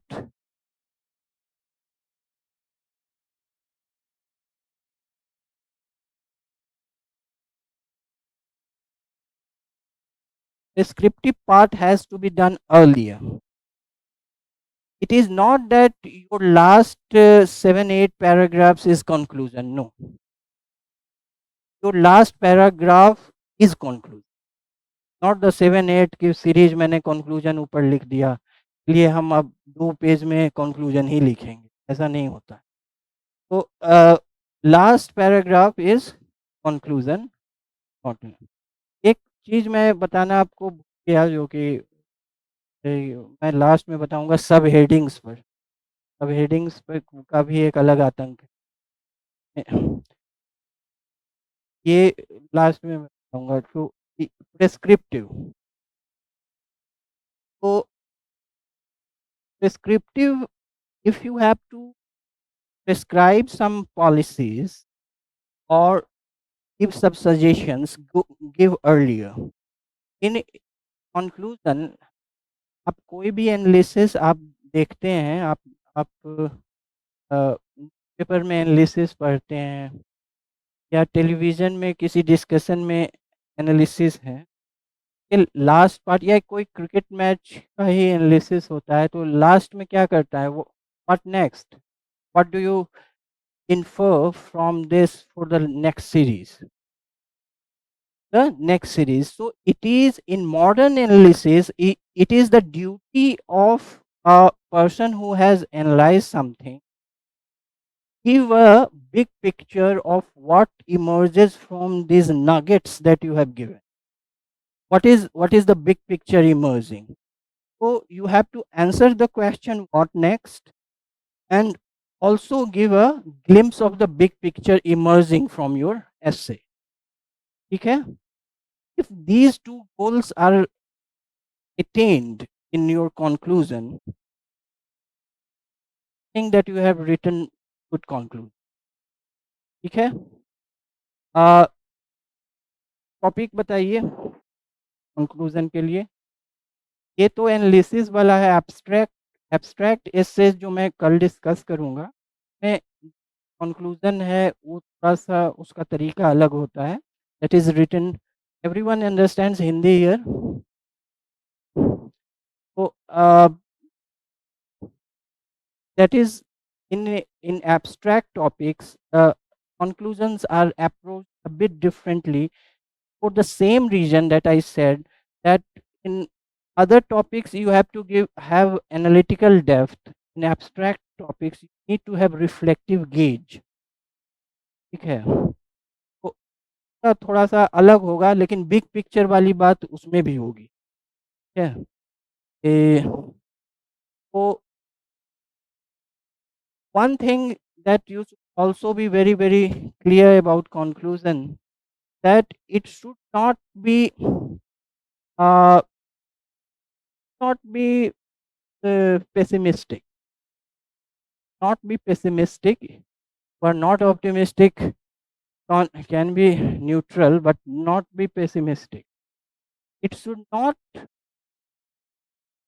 it should not, uh, like in for analysis, you diagnose many problems and this.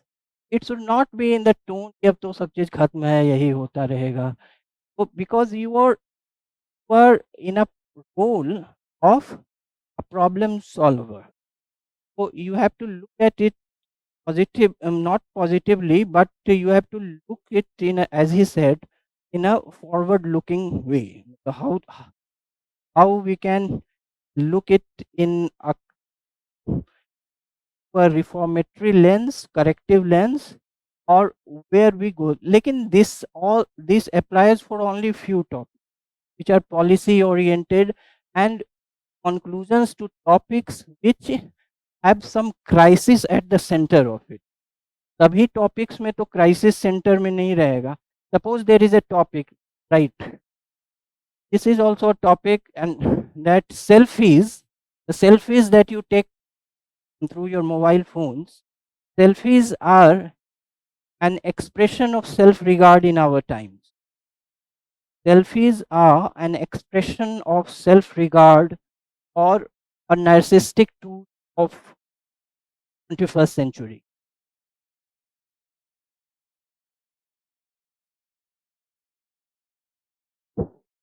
Suppose this is a topic and you are writing a conclusion on it. uh, Dissected many parts of social psychology, individual psyche, and narcissistic impulses in people, and this. Your conclusion, of course, cannot be policy driven. Ki yes, the government should come up with a policy restricting 3 selfies 1 person per month. So it cannot be some kind of this policy oriented thing. You have to also tailor made, you have to also look for tailor made conclusions to, yeah. So this is it. Now coming to subheadings, yes, yes, earlier, yes. Prescriptive means a specific prescriptions in certain policies. It is the bigger part. So, like say for writing on public distribution systems, suppose there is a topic related to governance, and specific suggestions regarding say have regarding public distribution system, some schemes, some say like Ujwala, you have some, or some other schemes, specific suggestions you have to give earlier. Here the forward looking roadmap that you have to give, it has to be broader one. It should not be restricted to one policy or something. That would be a GS answer look. Okay, you have to look at the bigger picture, the bigger policy framework. That distinction you can, yes. Subheadings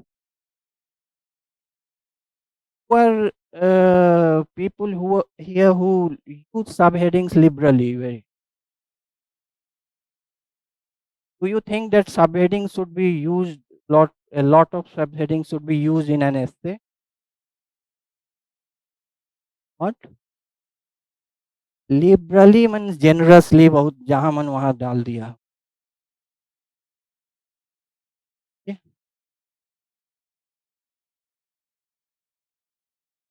नहीं. Why? What's the argument against it? लेकिन ये बात मैं जानता हूँ कि आपको एस्से लिखने दिया जाए तो कल इवेल्युएट करूँ तो उसमें 70% लोग डालेंगे सब. क्यों ऐसा ऐसा लोग क्यों करते हैं?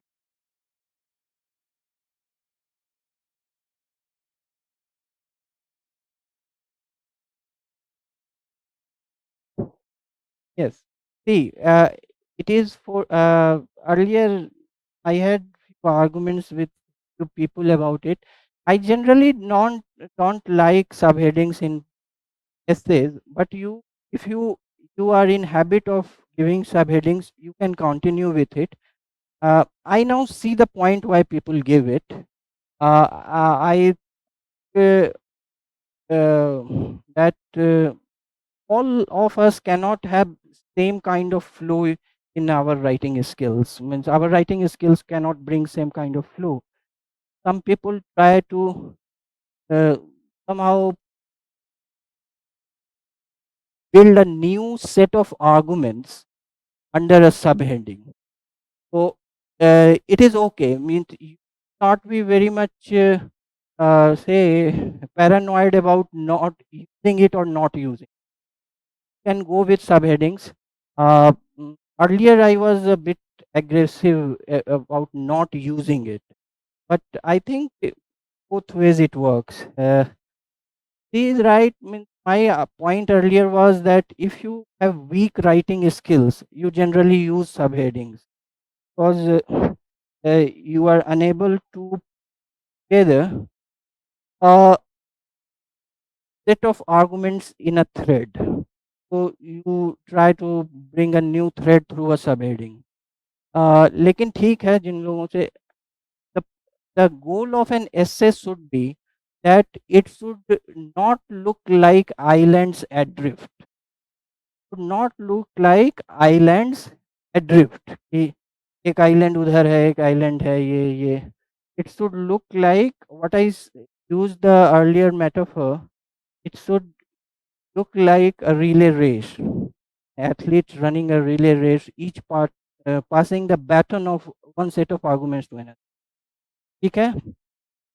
Last set of suggestions, my last session. Read good writing. Read good pieces of writing. ठीक है.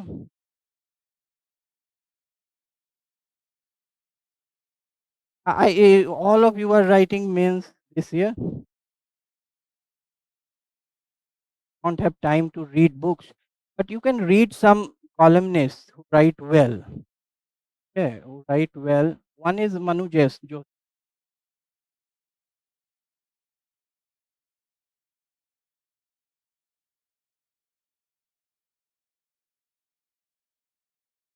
for ideational purposes on political issues of political discourse. And read Pratap Bhanu Mehta.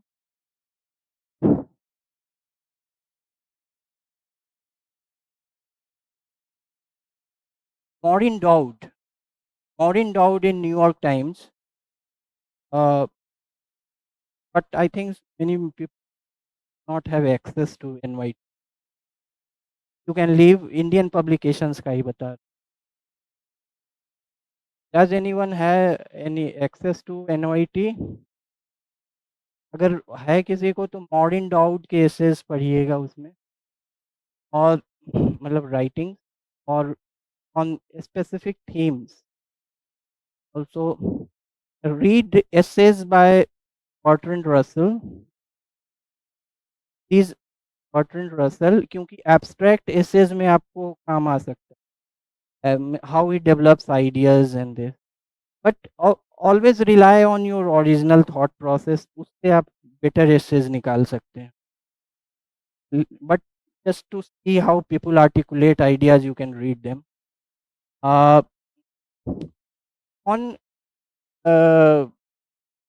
very specific purposes, like anecdotal writing, how to develop an anecdote into an idea. You can read in Telegraph Ramchand Guha also. Telegraph he writes weekly. So how anecdotal writing anecdotes can be used the point, to push an argument. And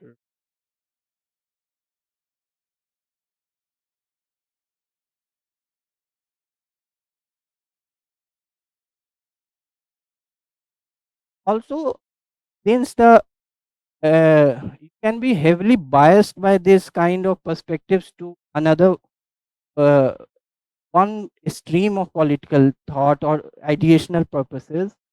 I would recommend to more Swapn Das Gupta in Times of India because you need to have a balanced view. So from a very conservative point of view, how to develop ideas, have a look on at him also his writings.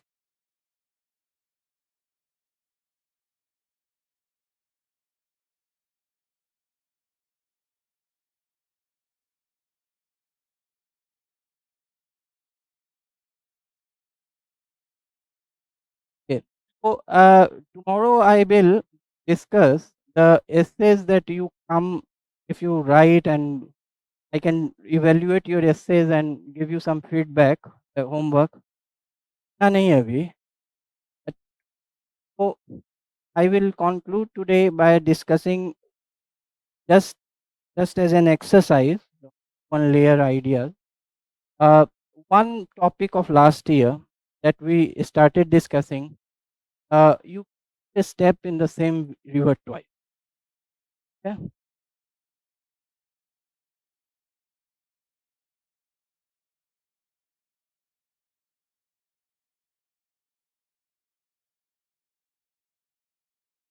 This is the last one.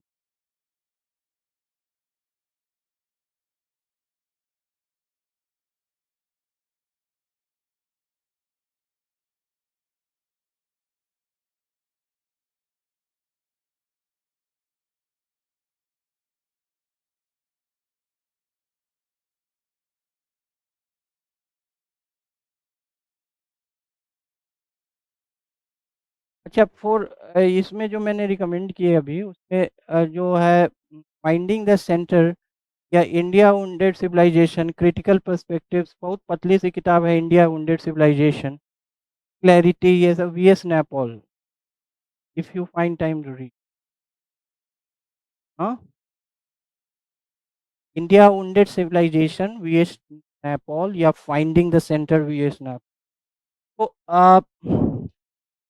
I don't think you will have time for it, लेकिन मेरा काम है recommend. तो yes, is it important you think that to recognize the person that who said this in your essay? By now, by now you know who said this. Yes? No, you think no. Just say who.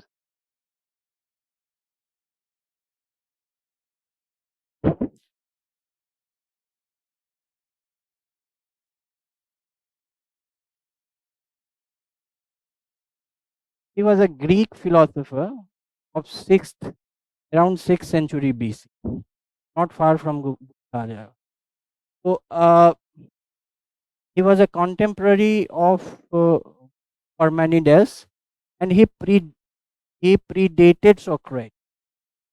Socrates से pre Socratic time का था. है मतलब फिर ये सब unnecessary है जानना.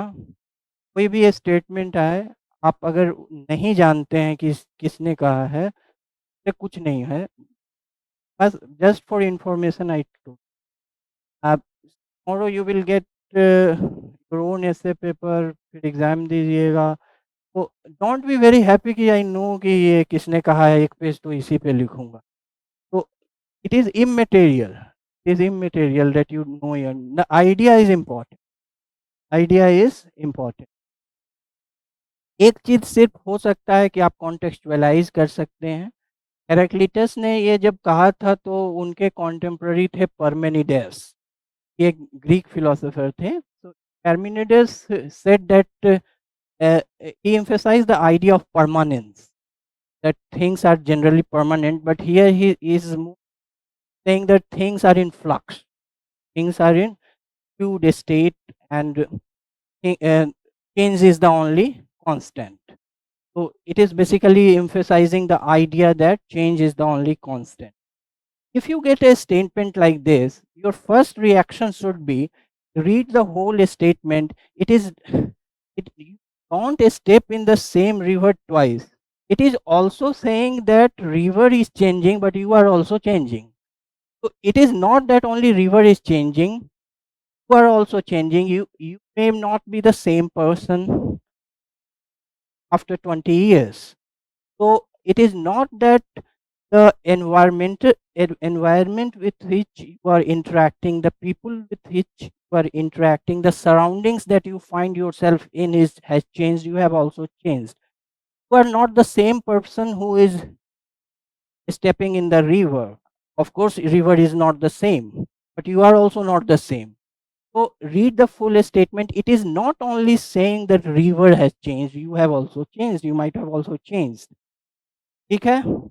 So what what is the uh, context of this?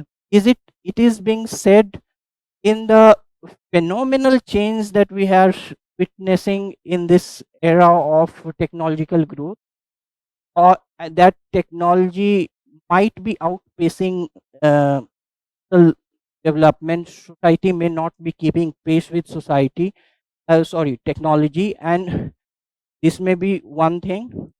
But also from a very individual perspective, what is this? Uh, it is also, in a way, if you think at it, it is also a critique of nostalgia. It is a critique of nostalgia. आप थोड़ा दिमाग लगाइए, nostalgia समझते हैं सभी लोग? If you visit an institution after 15 years, is it the same? आप अपने कॉलेज स्कूल में 15 साल बाद जाइएगा तो वो सेम लगेगा क्या?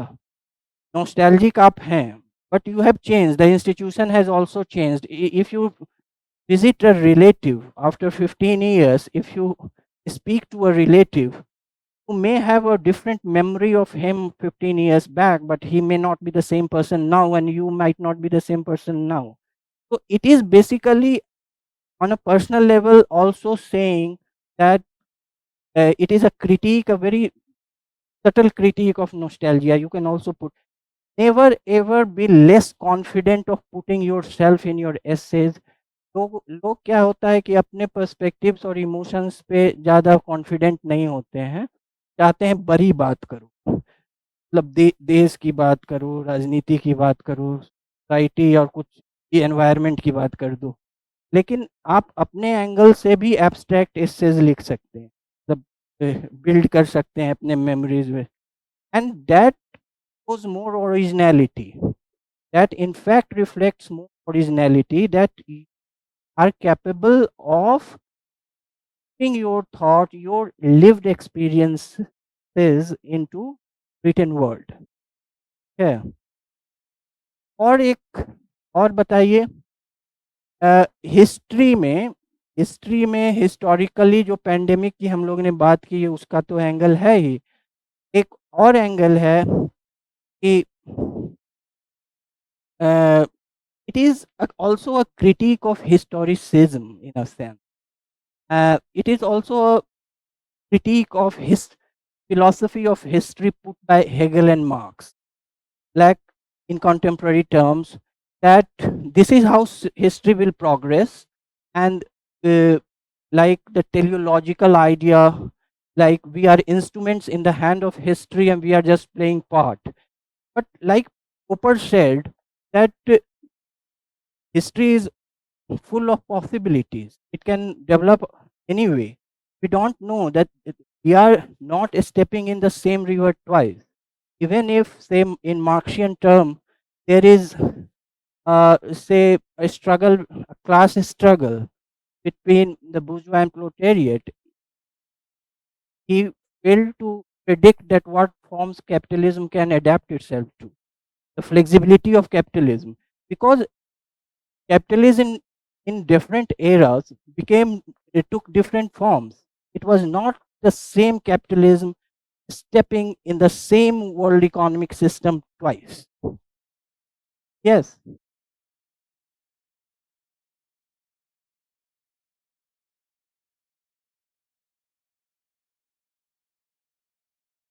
yes, you can. Yes, yes, yes. But देखिए कि ज़्यादा एकेडमिक लेकिन नहीं करना है, like if even if you are putting Popper's ये, बट नॉट, मैं आपको समझाने के लिए हिस्टोरिसिज्म वगैरह बोल रहा हूँ, लेकिन मैंने तो हाउ बताया था तो सिंपली रखना है। ठीक है ना कि yes, can you can take that idea out of also, like एक टर्म, एक स्टेटमेंट मार्क्स का पहले आया था कि uh, history repeats itself first times as SD and R's. तो ये मार्क्स ने 18th ब्रूमेयर ऑफ लुई बोनापार्ट में कहा था। एक्चुअली फुल स्टेटमेंट आपको नहीं दिया था। ने कहा था कि Hegel said that history repeats itself but he forgot to tell that it is first he it repeat first time as tragedy and second time as farce. absurdity, theater of absurd farce, absurd. Anyway, I am so ये don't step in the same river twice. अब ये तो जैसे एक personal angle हुआ, एक history of philosophy हुआ। What are the other angles you can look at? बताइए, आइडिया कुछ जनरेट करते हैं। के बाद एक इसकी फॉर्मेटिंग करेंगे, मे बी कल करेंगे अगर ओवर कुक। तो इंट्रोडक्शन, बॉडी। अच्छा, जो आप लोग टेक्निकल फॉर्मेट में समझते हैं इंट्रोडक्शन बॉडी, ये मत यहाँ से चले जाइएगा कहिएगा बॉडी तो बताया ही नहीं। ये सब बीच में जो एनालिटिकल है ये सब हो रहा था वो सब बॉडी ही था, ठीक है ना। ये जो 3 पार्ट फॉर्मूला लोग बताते हैं कि ये सो वो सब बॉडी है, ठीक है ना। तो बताइए, और कोई आइडिया बताइए इसमें क्या क्या होगा। चेंजेस इन, यस, ये है।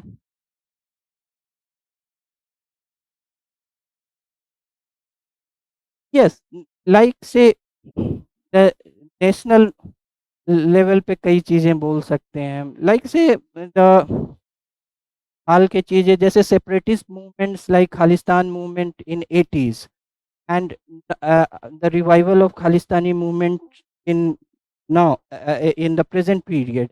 Does it have the same feel? The context has changed. India as a national security state is more powerful to deal with such secessionist tendencies. ठीक है, और the very idea of protest has or say an एक चीज आप abstract में और भी देखिएगा, just I am giving a food for thought that tests now have lost all over the world. Tests are losing their moral content because everything in the world of social media appears an an act. तो जैसे कि ये भी एक act है। तो moral in you the dissidents, voices of dissent, these after a level if you are not very committed to it looks like an act. So even in this age, apart from the security state angle, the have to also see that how movements like separatist movements from 1980s to now, they have a very very different context. So this is also one thing. Philosophically you can look at it very deeply. From Indian philosophical point of view, from Vedant to now, how Indian philosophy looks at change, how Indian philosophy looks at continuity. So it is basically is it a statement of continuity or change?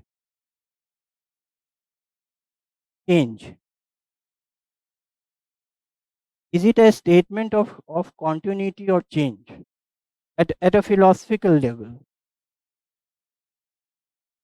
It, it has elements of both. It may deceptively look like a topic only uh, draped in the color of change, but it is also a statement of continuity if you think very profoundly.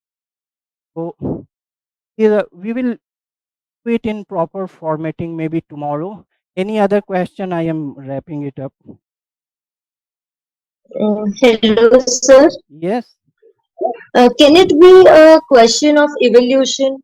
You don't step in same river twice. Is like the need for evolution. Revolution.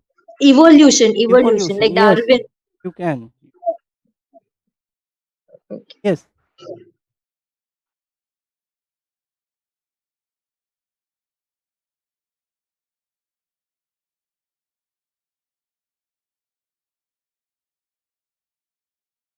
yes, you can. You can.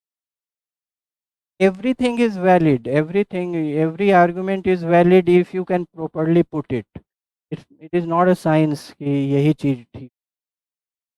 Yes, all you have to do is to put it very clearly and with rationale.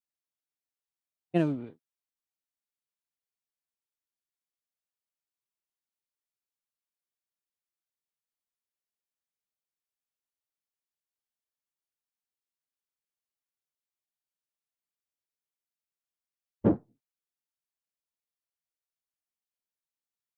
know, right?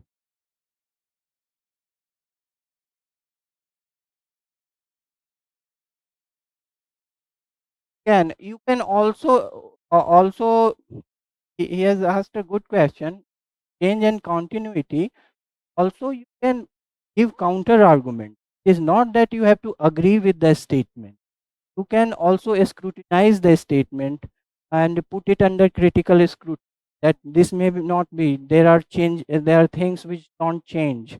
There can also there is also a sense of permanence, and can uh, like you can counter it by Plato's idea that the things that change. Yes, but there is an integral idea. There is one horse, and there is the idea of horsiness. That idea of horsiness is something different from a horse. So yes, but in an essay formatting, we will do. When you go out, you will take a sheet which has three topics. If we somehow manage time, you write one essay on one of the topics. If you submit it tomorrow, I will evaluate it. And tomorrow we will uh, discuss the second part of this session. We have done the how part, how to approach. Now, what to write, how to generate ideas, that we will do tomorrow. It will take almost same duration, 2.5 hours. Those who cannot sit through the session, they should not come. So I somehow get disturbed when someone means walks out, not for going to washroom or something, but uh, after 10-15 minutes take their bag and give. So, it would be in advance. I am saying 2.5 hour class. If you can sit through the whole duration, please you are come. You can. Otherwise, if you have to walk out of it after half an hour, uh, may reconsider your decision. That's all. Thank you.